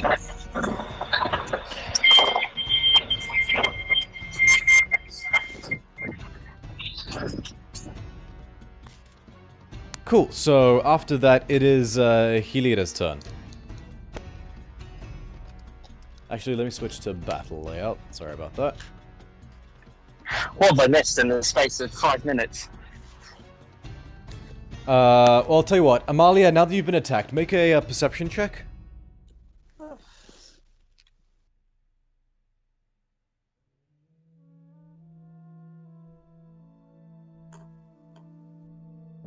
Four. Never mind. Okay, so it is your turn, Helira. Okay, so I'm seeing Amalia get really attacked, and I'm really scared for her, so I'm gonna cast Bane on the On which kobolds ones? around. Okay, so how far is my radius? 30 feet. So I want to do the ones. And you that can target 3, surround right? her. Yes, I can. So I want to just do those 3 that are near her. Okay, and that's a charisma save, right? Yes. Okay, charisma of a kobold's not great. 15! He rolled really high. Close. I think it's a 16. I don't think they made it. Let me Double let check. me- What's your DC? I can't find it. Wait, give me a It's second. if you click on your spells tab, it should say at the top next to your spell attack modifier as well. Yeah, I can't. My computer's so slow. I did that third. Let me see. Yeah, it's a 16. They fail. Okay, the second one rolled a natural 20, Dang. and the third one rolled a 19. So with its -1, 18 still succeeds. So only one of them is baned, unfortunately. I'll say it's this one. Anything else in your turn? I'm gonna... Let me see what I can do as a bonus action. I'm gonna invoke duplicity. Okay, where would you like to do that? Just in a corner somewhere, just to like distract from Amalia. Okay. The range of that's 30 feet, right? Yes. So I want to Cool, go so you're into gonna- like the corner somewhere. Okay, you can drop it about here. Okay, yeah, I'll say you can. Yeah, do- wonderful. That's great. Thank you. Cool, you drop a thing, and they turn, they see, oh shit! They can teleport! Yeah.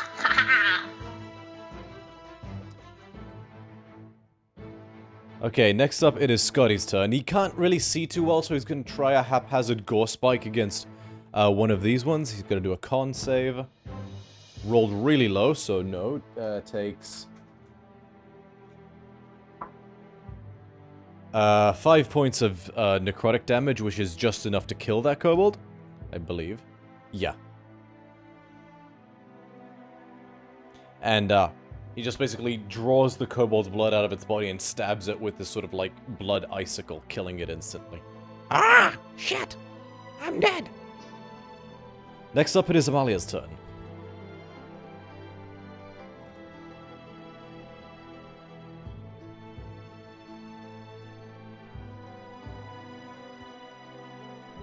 Amalia?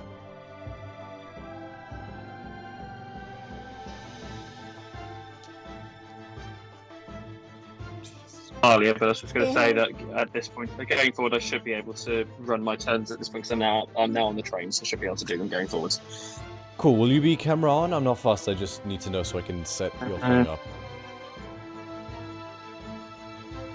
I thought my camera was on, but I will double check and see if I You've can... just turned it on again, it wasn't on like 5 minutes ago.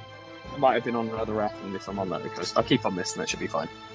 Actually, tell you what, actually, maybe best not to, because if I need to go and check my things in D&D Beyond, it might go off again, so keep me off cam for now. I will leave it as is then. Okay, Amalia, are you there?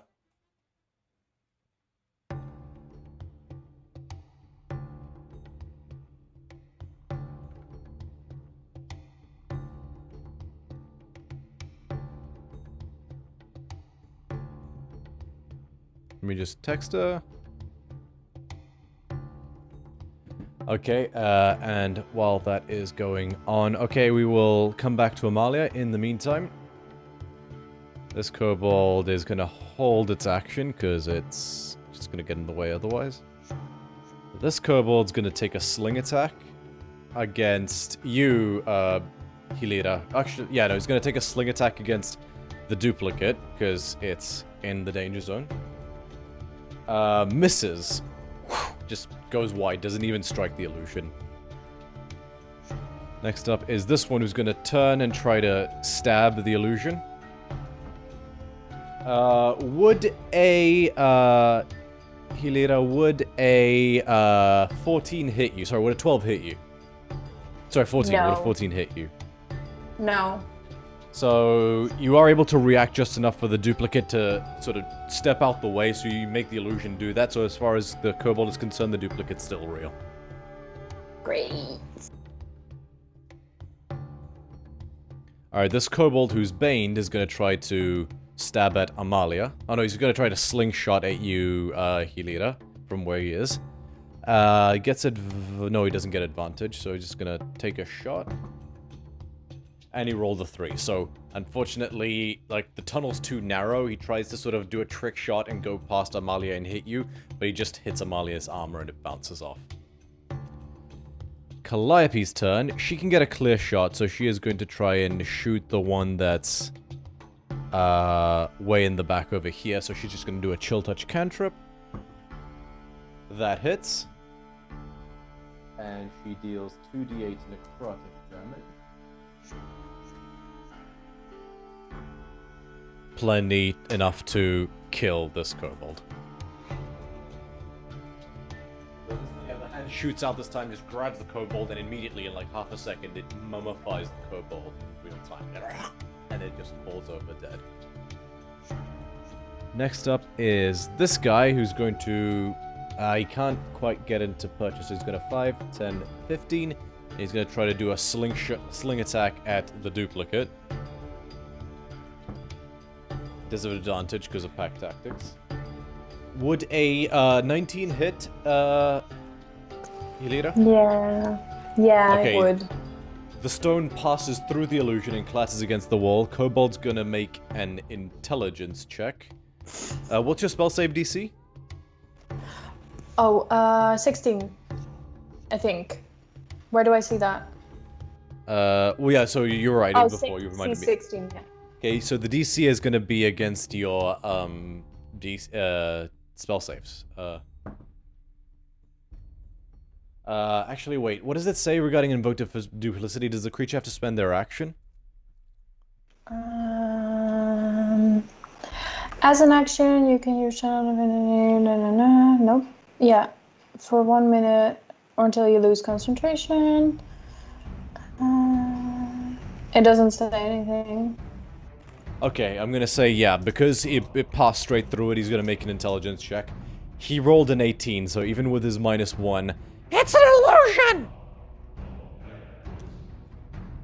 I'm rolling so well for these kobolds, which is kind of depressing because they're fucking kobolds. Next up is this guy, who is, hearing that, is going to abandon everything and try to shoot what he thinks might be the real one. He's gonna shoot at you, Hilira. Doesn't get advantage.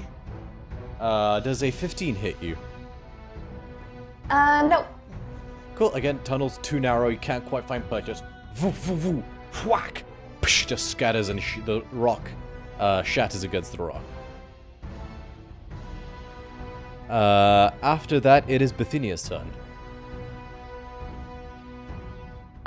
Woo. Okay, so I can only see 1, 2, 3, 4, like 3 and 4. From where you're standing, correct. Yeah. I wish I could just use Hellish Rebuke all of the time. That'd be nice. Why must there be rules that apply to me? Ah. Okay, I'll do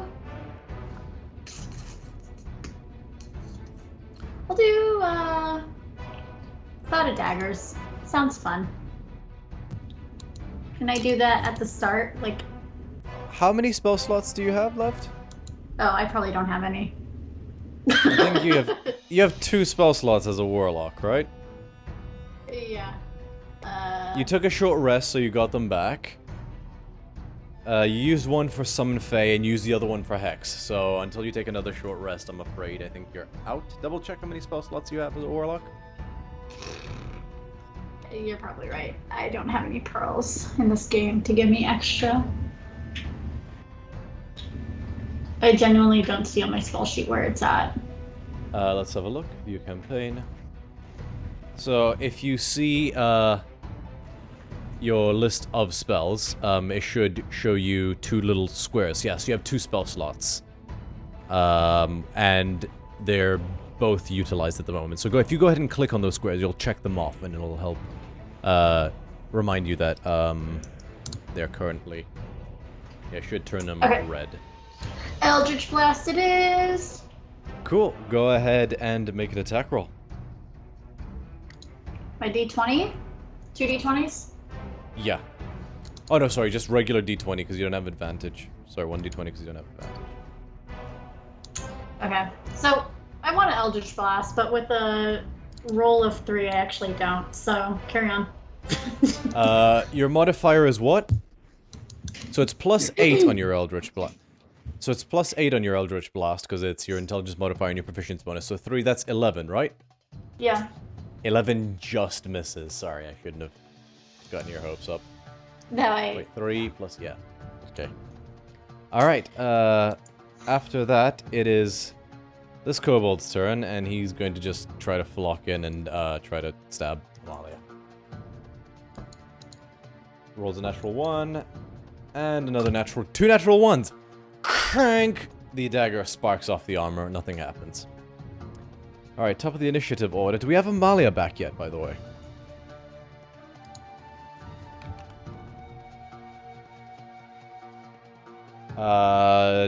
Doesn't seem like we do, so just to keep things flowing, I will take her attacks for her.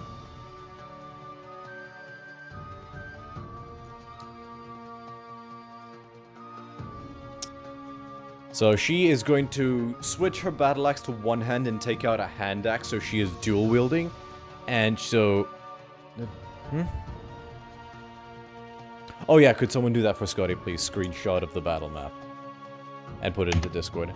So Amalia is going to do her first attack against the kobold right in front of her. That hits. Question, why are you doing my stuff? Because you weren't responding. Well, I didn't hear anything until you said Amalia is going to do a swing. Okay, show of hands in the group, how many times did I tell Amalia it was her turn, like 5 minutes ago when it was her turn? Okay, thank you. Cool, so Amalia, we've been calling out that it's your turn a bunch, so that's fine. Go ahead and take your turn. That's fine, just don't act indignant. I just said I didn't hear you. I'm kidding. So, yes, question? There's 3 in front of me, right? Yes? Okay. Because... Can I cast Bane? Can you? Yep, if I summon Erebos, I can. Hold on. I thought it was... I can read out the thing to you. Let me just... It's not that I'm surprised, because clearly my memory is awful. Yes, you can. Okay, sorry. My apologies. Yes, you can cast Bane if you like. The DC... So, Wisdom is your modifier for that spell, so the DC... What's your Wisdom modifier? So, bear in mind, the DC would be 14. Or, actually, would it be, No, it's less than that. The DC would be 12. Uh-huh.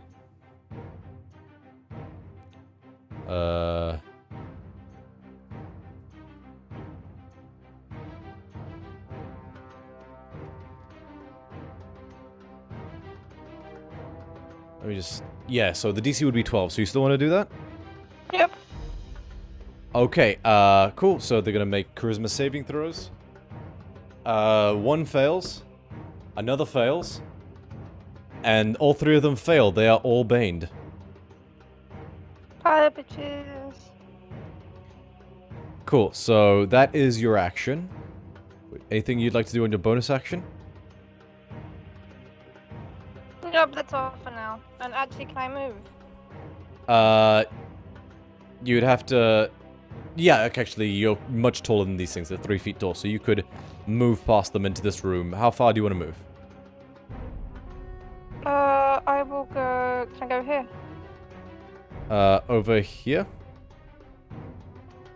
Like, slightly more this way. Yeah? Thank you.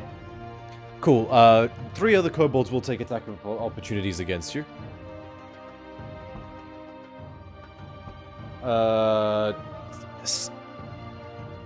19 to hit? Just to too. 15 to hit?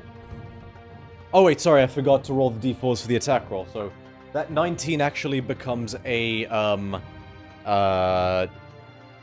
15 because it's -4 because I rolled the d4. Second one misses. Third one misses. No need for the bane. Cool. And that's all she wrote. Alright, after...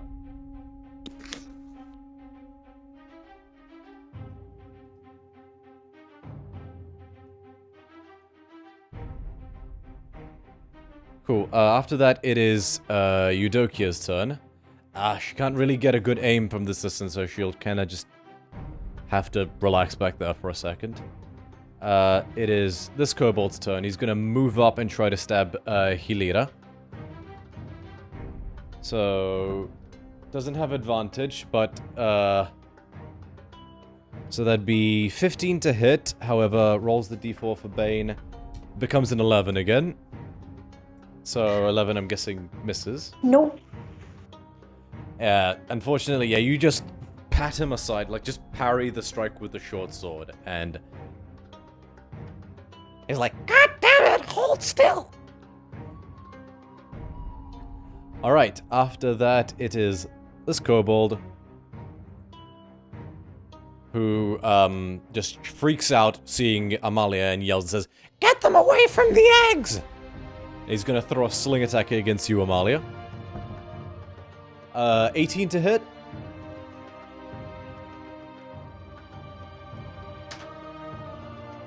Yeah, that hits. Okay, you take 3 points of bludgeon damage as the rock hits you in the forehead. Next up, it is Hilira's turn.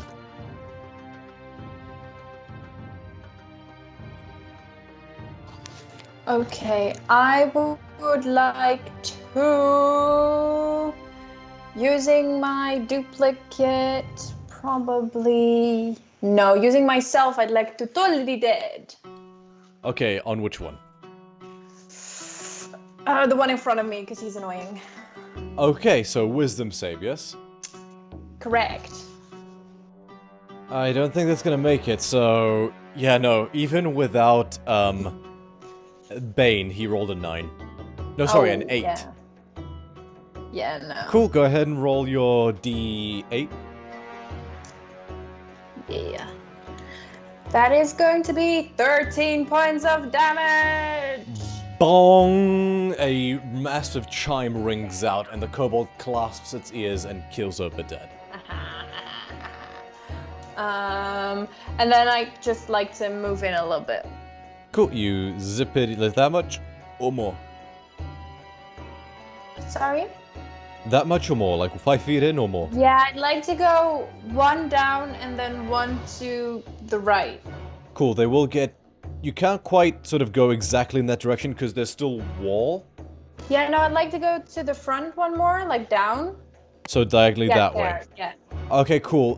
2 of the kobolds will get attacks of opportunity against you. Great, fight me. Okay. They have advantage because they're both engaged with you. So the first one's highest would be a... It's a 17, but with Bane, that becomes a 50. Nope. Second, 2 one's attacks. It rolled a natural 20, so that's an auto hit, even with Bane, unfortunately. Dang, okay. You take 4 points of piercing damage, and I need you to make a concentration check. Okay, concentration check. It's a constitution saving throw. Constitution saving throw. Okay. The DC is 10. I rolled a 14. Plus Cool, 2, so 16. Bane remains up. And I had 4 damage? Yeah. Okay, great, thanks. Scotty, it is your turn. Okay, just checking you can hear me. Yes, can hear you fine. Marvelous. Okay. Do I have, like, from my position and based off the last pick I saw on the map, do I have sight of someone for a ranged spell attack? You can just about see a couple kobolds. So it's a narrow, winding tunnel, and there are people in front of you, so that's all you can see, I'm afraid. But you've heard a bunch of shouting from the inside. Yeah, no, that's fine. Assuming there's one that is reachable, I'm going to use my second 3 uses of what should you call it? Poison spray? No, poison spray. You know which one I mean. Ray of sickness. Ray of sickness. Yeah. Cool. That's an attack roll, I believe. Yes. It is an attack roll, and we said it was a +6 rather than +7 because of the source of it. Yeah, it uses wisdom, I believe, not charisma. Which is fair. That is a natural 20. That definitely hits. I mean, do you want to roll damage for flavor? It's 5 hit points. You're gonna kill it. I think just all we'll really do is that as I kind of reached out, I'll kind of like this time as I muttered the incantation, there's a bit more of a hiss as it, and for a brief moment, my tongue flicks out, and you could swear there was almost a bit of like a fork in its shape as I cast the incantation, and the blast kind of streaks in a little bit of an arc, and then catches whichever one is within range in the shoulder, and it kind of just like passes through them. You kind of see the effect as the creature keels over and continues to start decomposing what they are. Oh yeah, like a magic bullet, this little green streak goes completely past Calliope and sort of darts forward. It strikes this kobold directly into the mouth, and like, and then just keels over, and then its face begins slawing off its skull. Is there, with this one gone, is there space, based off my movement speed of 35, is there enough space for me to pass through enough party members and get inside the room? Make an acrobatics check. Yep, that I can do.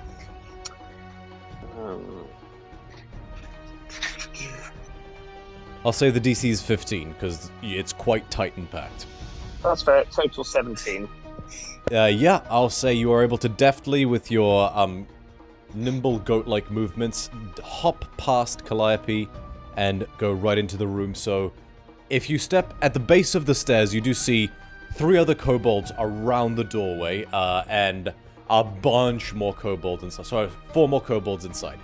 And I'll say at this point, as you guys enter the room properly, especially Hilira and Amalia, you see, haphazardly hidden beneath the straw, a bunch of little eggs. They're about this big.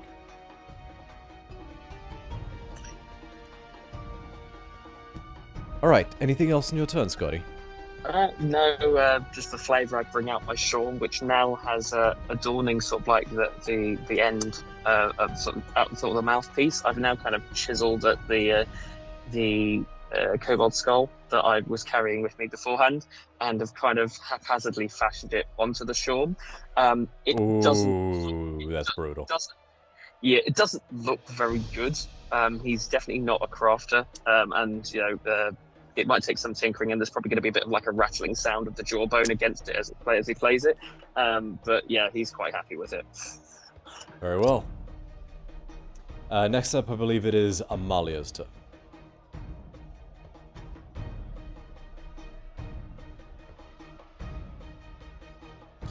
Oakley dokley.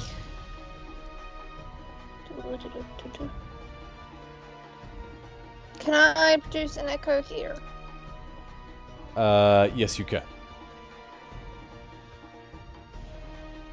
And then the echo will slash this little person here. Okay, go ahead and make an attack roll. Are you two-handing or dual-wielding?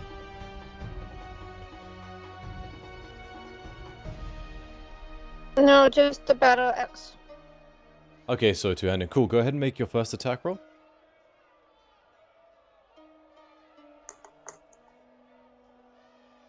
Nine. 9 total for the attack roll? Yeah. Misses, unfortunately. You're not used to striking these targets that are quite so low to the ground, and the kobold is able to duck out the way. Okay, can I hit him again? You do have a second attack, yes. Go ahead and make that attack.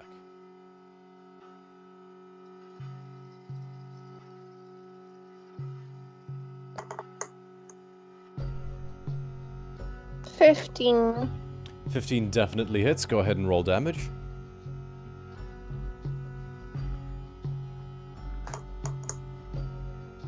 $9. And with that, you just straight up decapitate this kobold, no problem.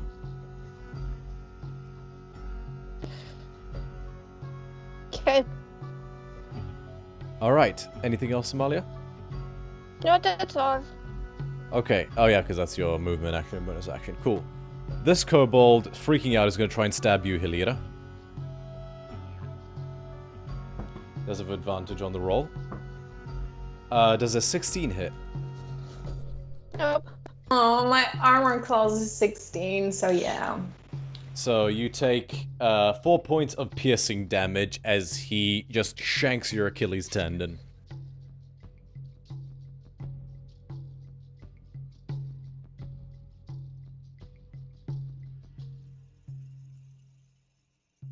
Alright, 1 second. Just lost my place for a moment.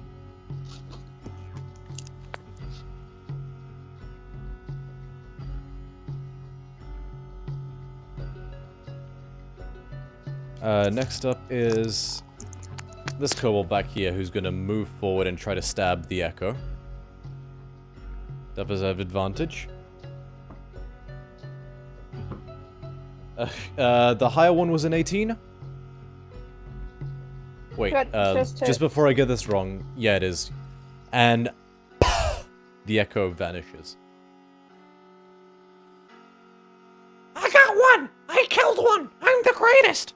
You should have liked me leader! Next up is this kobold who's baned, and he's just gonna try stab you again, Hilira.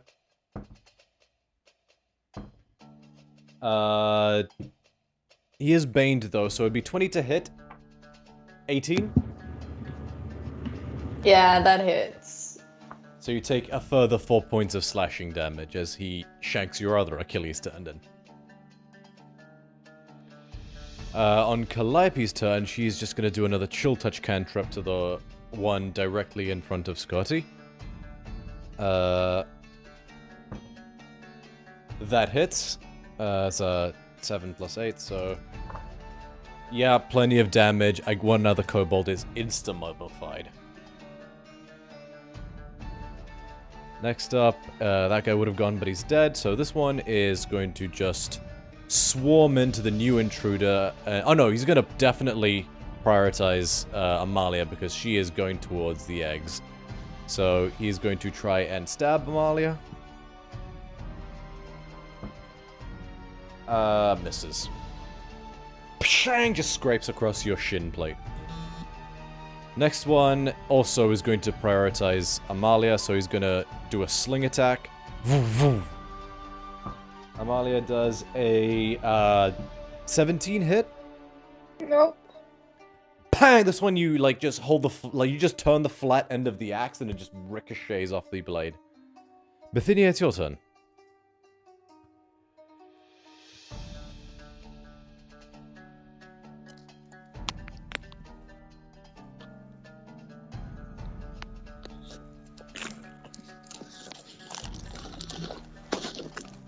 Bithynia? Yeah, I'm here. Sorry. I'm going to try to Eldritch Blast this one that's to the left of Scotty. If I can see that, I partially can. Yes, you can. Okay, I'll do that one. Hopefully, maybe. The dice are in my favor. Okay. Go ahead and make an attack roll.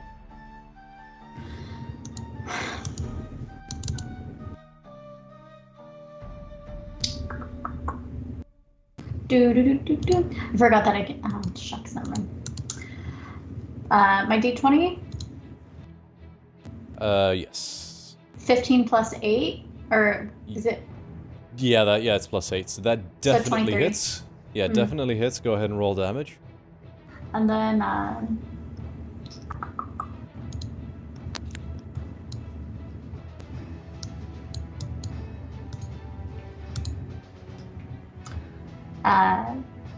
7.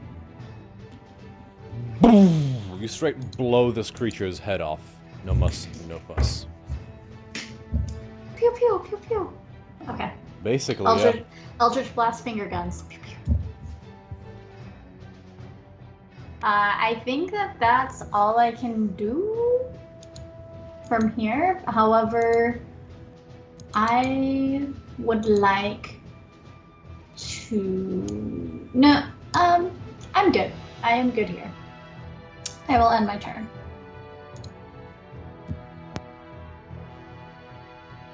Okay. Next up is... top of the round, it is the first kobold here who's going to try stab you, Scotty. Doesn't have advantage, but... okay, so that's 22, minus 4, 18. Does an 18 hit, Scotty? I think it does, even if I add my thing. Yes, so, yes, it hits. You take 5 points of piercing damage as he just stabs you in the shin. Next up, it is Eudokia's turn. She's gonna move back here. She's gonna make an acrobatics check. She's sick of not being able to do anything. Nope, she can't quite get past everybody, so she's just gonna... she's gonna yell, "Move!" to everybody in front of her. Hilira, it's your turn. Okay, so I'm gonna turn around to the one behind me, and I'm just gonna attack them with my rapier, because I'm annoyed, and they're being Hold out your rude. long Mycenian rapier and make an attack roll. 16 to hit. 16 definitely hits. Go ahead and roll damage. 6 damage. And you just... He's like, "Ah!" And you just jam your rapier into its mouth and kill him instantly. Anything Did else? your mother teach you better? You just sacred flamed my mother. And then can I reach the one that's between me and Amalia, my duplicate? Yes you can. I would like to totally dead again. You can't do an attack and a cantrip on the same turn. They're both your action. Aww, well, never mind. Sorry. I'll just stay where I am.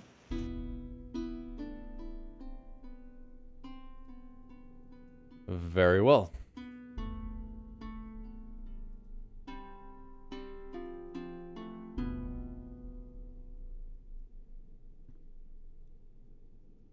Two seconds, sorry, lost my place.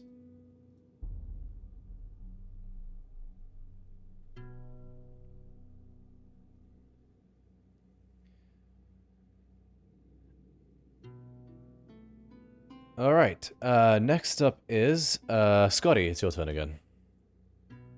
Cool. How many are just get an update for what the map looks like now? How many are nearby and around? There are, that you can see about 4 of them left. In this room that you can now begin to see is just full of eggs. Okay. I strongly consider Vitrolic Sphere, but I fear that might be too dark even for Scotty. So instead, I'm going to burn 2 sorcery points and gore spike 2 of them. Okie dokie. Con save, right? Correct. Which ones are you gore spiking? I can't see the maps, so dealer's choice. Okay, I'm gonna say the one right next to you and the one who's a little bit further up. So he rolled a 13, so yeah, 12. That's Foul. before Bane. Second one rolled a 5. Yeah, both fail. I can just do the set roll. So first one takes 6, and second one takes 14.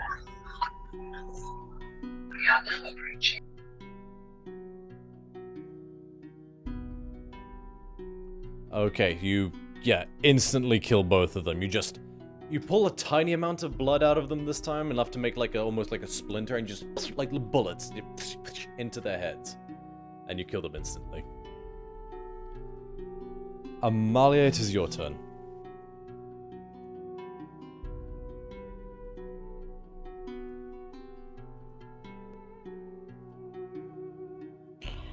Okie dokie, 1 second. Is it just the 2 left? Yes. Okay, so you see the one in front of me? Yeah? Battle axe. Alright, go ahead and make an attack roll. 22. 22 definitely hits. Go ahead and roll damage. 15. 15. Yep, you just bisect this kobold. Bye, bitch. Anything else? Gonna move 1, 2, 3 here. And also gonna slash this idiot. Okay, go ahead and make an attack roll. 26. 26 definitely hits. Go ahead and roll damage. 15. 15 definitely. Yeah, you kill the last kobold. How do you want to do this? Slit him down from head, like, in half. All the way down. You just anime slice him. He's like, looks around like nothing happened, and then he just feels like this red line begin to appear on his face, and he just splits into two.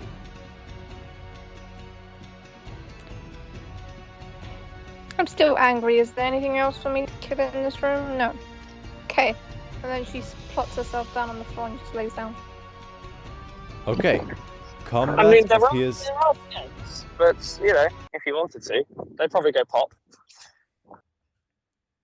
You know, the mom and the kid, they're now in heaven. Or somewhere. I don't know. Is there a kobold heaven?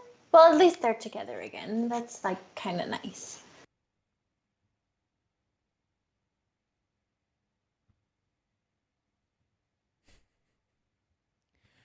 Alright, so yeah, you guys settle down for a moment. Combat appears to be over.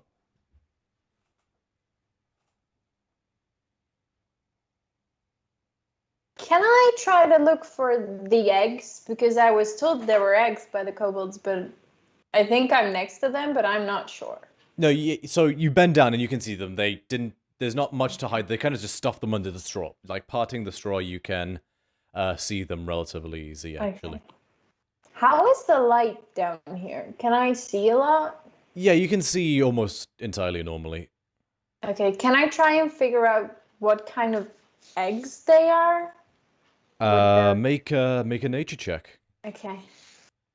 I'm going to assume what they are based off what we're going on. I might be wrong, but I'm going to assume that they are just more kobold eggs.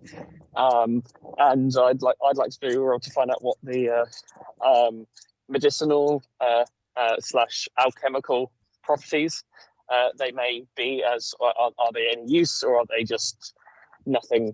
Roll a straight intelligence check. Got you. I rolled a 6 for my name. Can I do a nature check as well? I'll let you do a nature check, yes, Bithynia. Thank you. And so I got a 15 altogether. 14 total. To both of your recollections, kobold eggs can, if fermented, produce a, certainly an acquired taste, but some people enjoy, the taste of fermented kobold eggs. To your knowledge, they don't have any alchemical properties.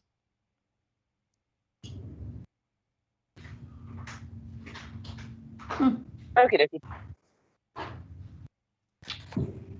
Me and my duplicate are gonna walk over to Amalia and like see if she's okay, if she needs some healing. That would be greatly appreciated.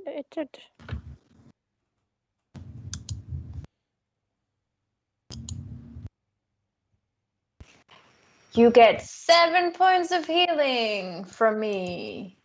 Thank you. You're welcome.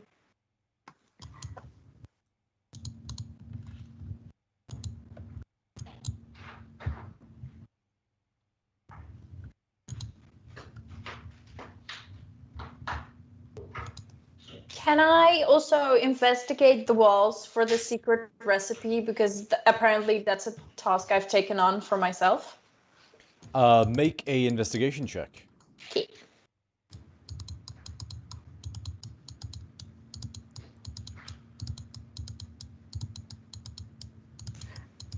A dirty 20.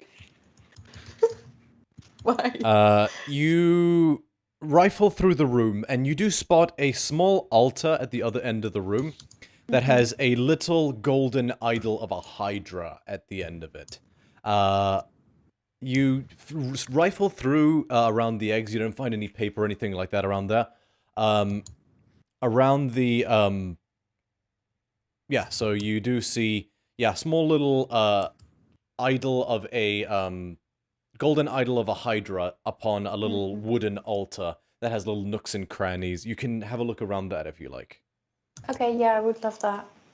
Okay, cool. Make a separate investigation check for rifling through the altar. Shoot.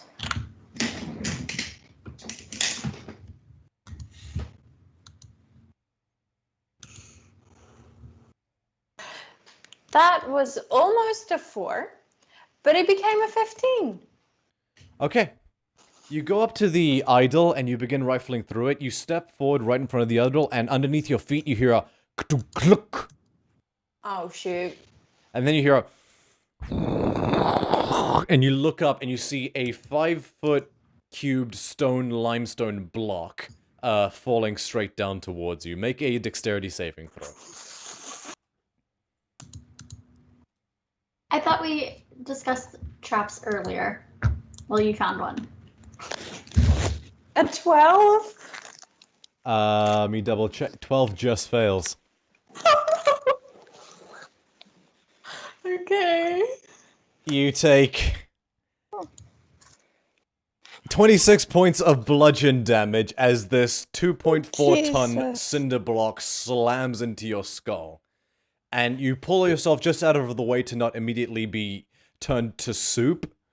But your ears are ringing and there's a giant, cut. You feel like your skull may be cracked.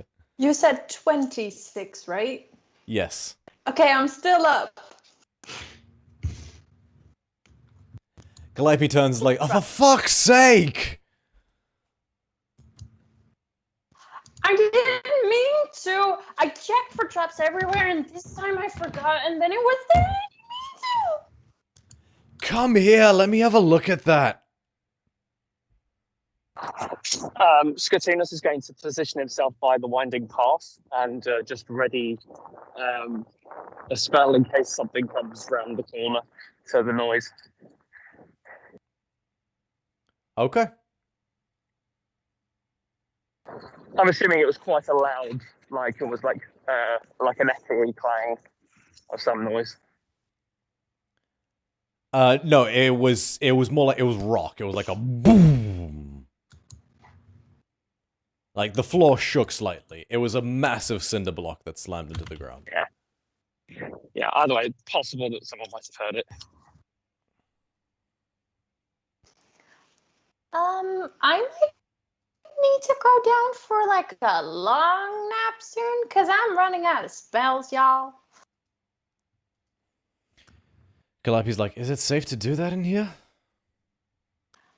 I don't think so. I wouldn't recommend it with these weird egg type thingies, but yeah, I got 3 spells left. So that's not Oh great. boy. Alright, hold on a second. I've got a few to spare. Here, take. And she's just gonna do a 3rd level Cure Wounds. Alright, you heal 25 points of damage.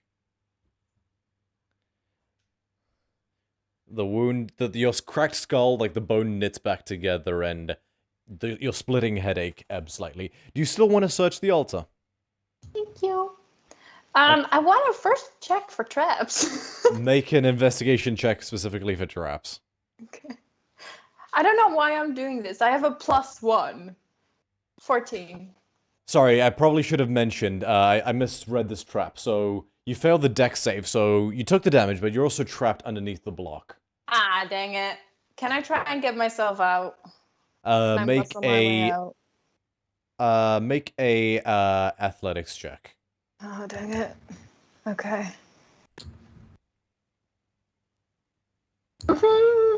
15? This is a huge cinder block. You get the sense that it's very heavy, and you're starting to run out of air in your lungs. Calliope rushes over and is like, Amalia, help me!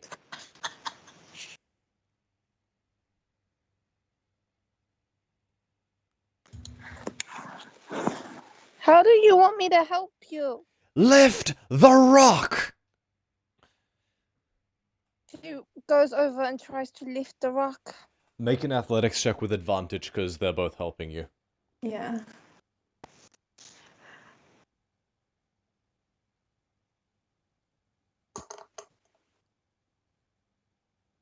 $18. 18 is not enough. You guys are... This is really heavy. Calliope's Is like, anyone Scotty, else need Bithynia, help? everyone all together now.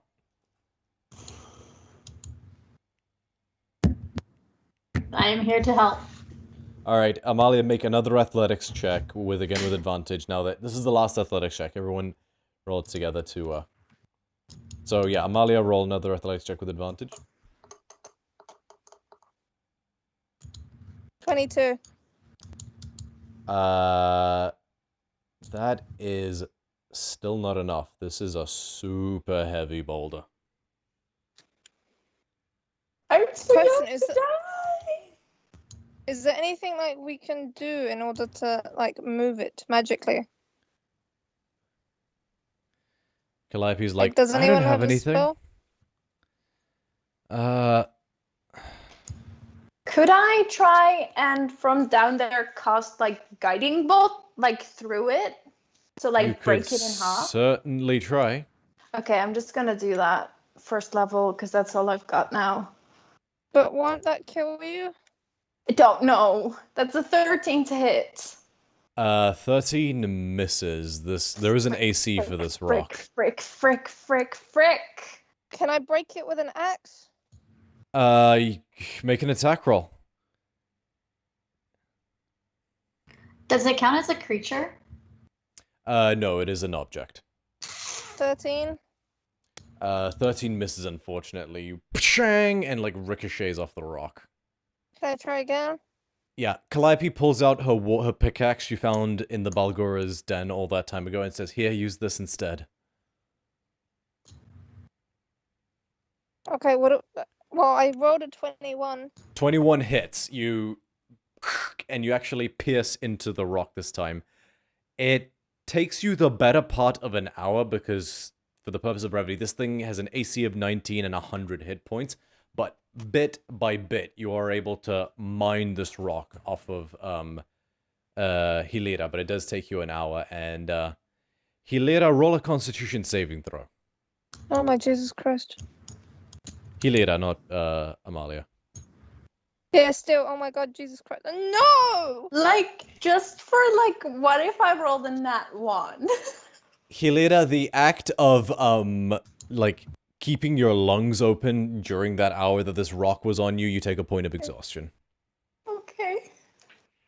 I don't know how to do that in D&D Beyond, but okay. I know it. Cool. Eventually, though, you are able to be mind free from the rock after about an hour. Does anyone wish to do anything else during this time, during this hour? Cry why I'm doing this. Has everyone got? Is everyone sort of like? Does it look like the matter is at hand? So it would have taken about an hour. So you could see that Amalia was making very slow progress chipping this rock initially. But if you wait an hour, she will have mined the rock away. I will offer assistance then, or try as best I can to offer assistance. Actually, you know what? An hour isn't fair. I'll say it's more like 10 minutes or so, because I just realized 100 hit points, let's assume, and... Between all of you and Calliope chips in as well, just spamming cantrips at this rock, you guys are able to bring it down in about 10 minutes. It was a big, solid, heavy rock, but you guys are able to do it. Still point of exhaustion, though, for Hilira. Cool. So, the rock is in pieces now. The altar is still there. The Hydra, does it... Yeah. From my knowledge, is the Hydra reminiscent of a specific deity that is... Make a religion check. Okay.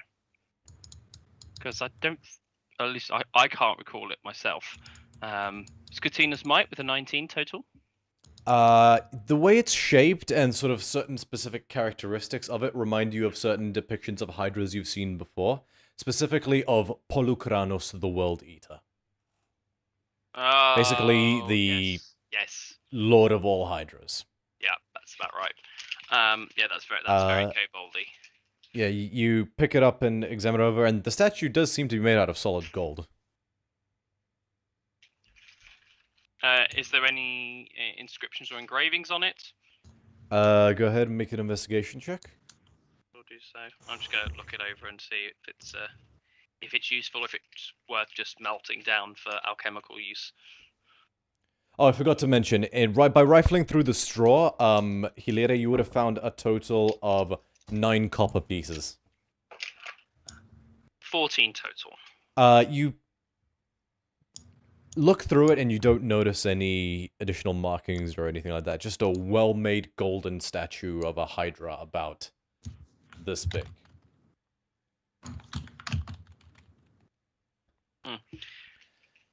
Calliope looks over, examines it as well. I think she's going to make her own separate history check. I'll offer it out to her as well. Okay. Seems fitting if the kobolds are trying to create this liquor that ends the lives of various townsfolk.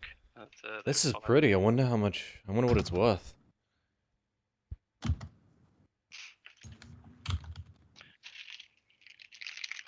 To Daxus, I'm sure it would have its worth in just raw material, but a jeweler or some fine craft might see it as a greater value. Calliope looks at you, Bithynia, says, Bithynia, you look at artifacts all day, right? Any idea what this might fetch? You know, I can definitely look at that. I do have history with a +8 proficiency. Yeah, I'll say a history check is the most apt. It's more of an appraisal. Yeah, so a history check is based on your past experience with these kinds of artifacts. Go ahead and you're basically getting the lay of it. So go ahead and make a history check. I do have Arcana as well, but I think history would be good. Maybe. Yeah, this is more about gauging how much gold is in this thing. 25. I shake it about and. Yeah. I'm curious. This is certainly a well-made artifact. Probably not ancient history, but certainly, you know, an antique. And it's about, you guesstimated about 250 gold pieces worth of gold inside this statue. There's a lot more than 9 pieces of nothingness.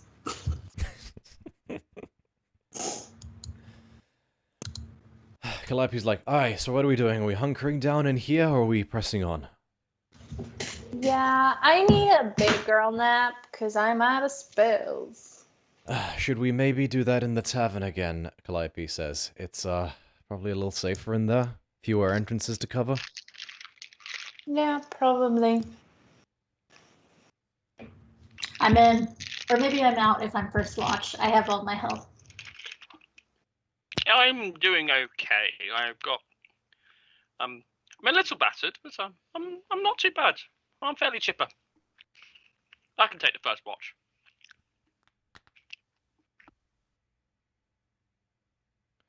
Very well. So you guys, one by one, clamber, and actually through that examination, you guys do come across a wooden door in the corridor next to here. Sorry, let me switch back to the other. You guys do come across a small other little alcove with a wooden door into it that seems to lead back into the tavern. So one of the doors in this tavern seems to lead out here. You try the door and it does appear to be locked. Eudokia will step up and take out a fine set of tools and bend down. He's going to make a check with her thieves' tools. Oof. Let me double check what the DC I put on that door was.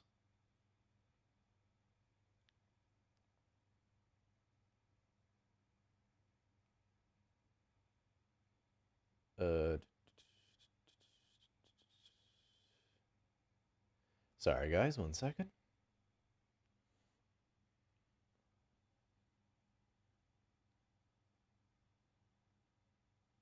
I'm gonna say 12. It's a really shitty ramshackle door. DC 12. Eudokia's, she rolled a 4, but she gets 2. Her, is she proficient in thieves' tools? Yes, she is. So, yeah, she gets like 1,000,000. Features and traits. Sorry, 1 second.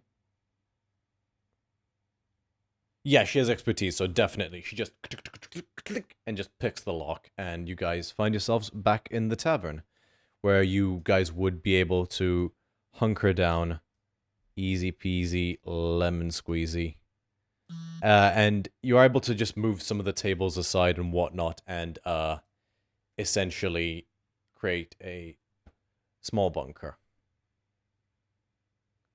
So are you guys taking a long rest?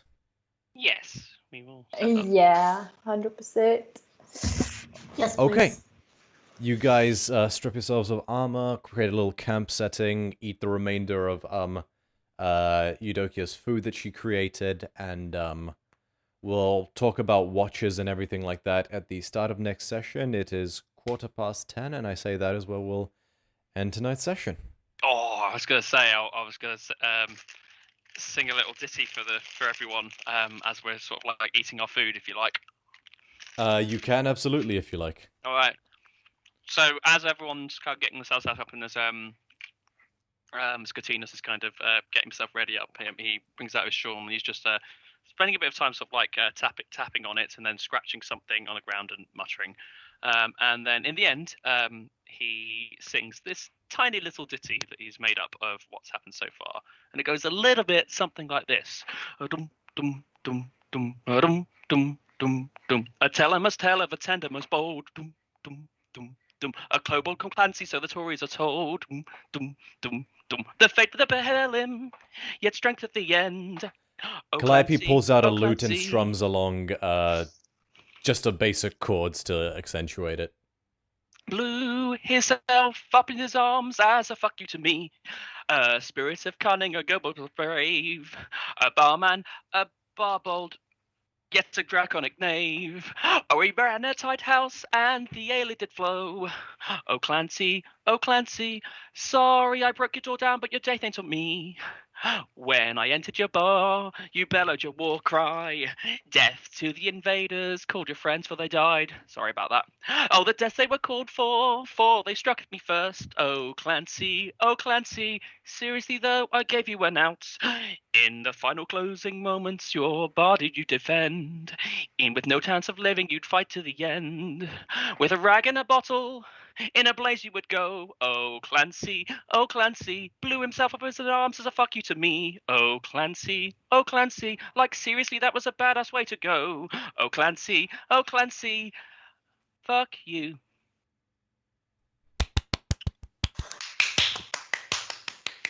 And he just sits down and just finishes the rest of his food and then goes outside and starts his watch.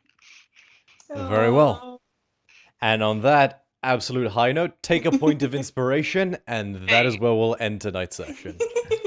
Thank you so much to everybody who tuned in and stuck it out with us in the long run. Let's get some shout outs. Commander Root, as always. Yakihige, another TV viewer. Everybody who tuned in, we do so appreciate you. And I will promise I'll try to fix the notifications the next time, but have a good evening. We are DC30.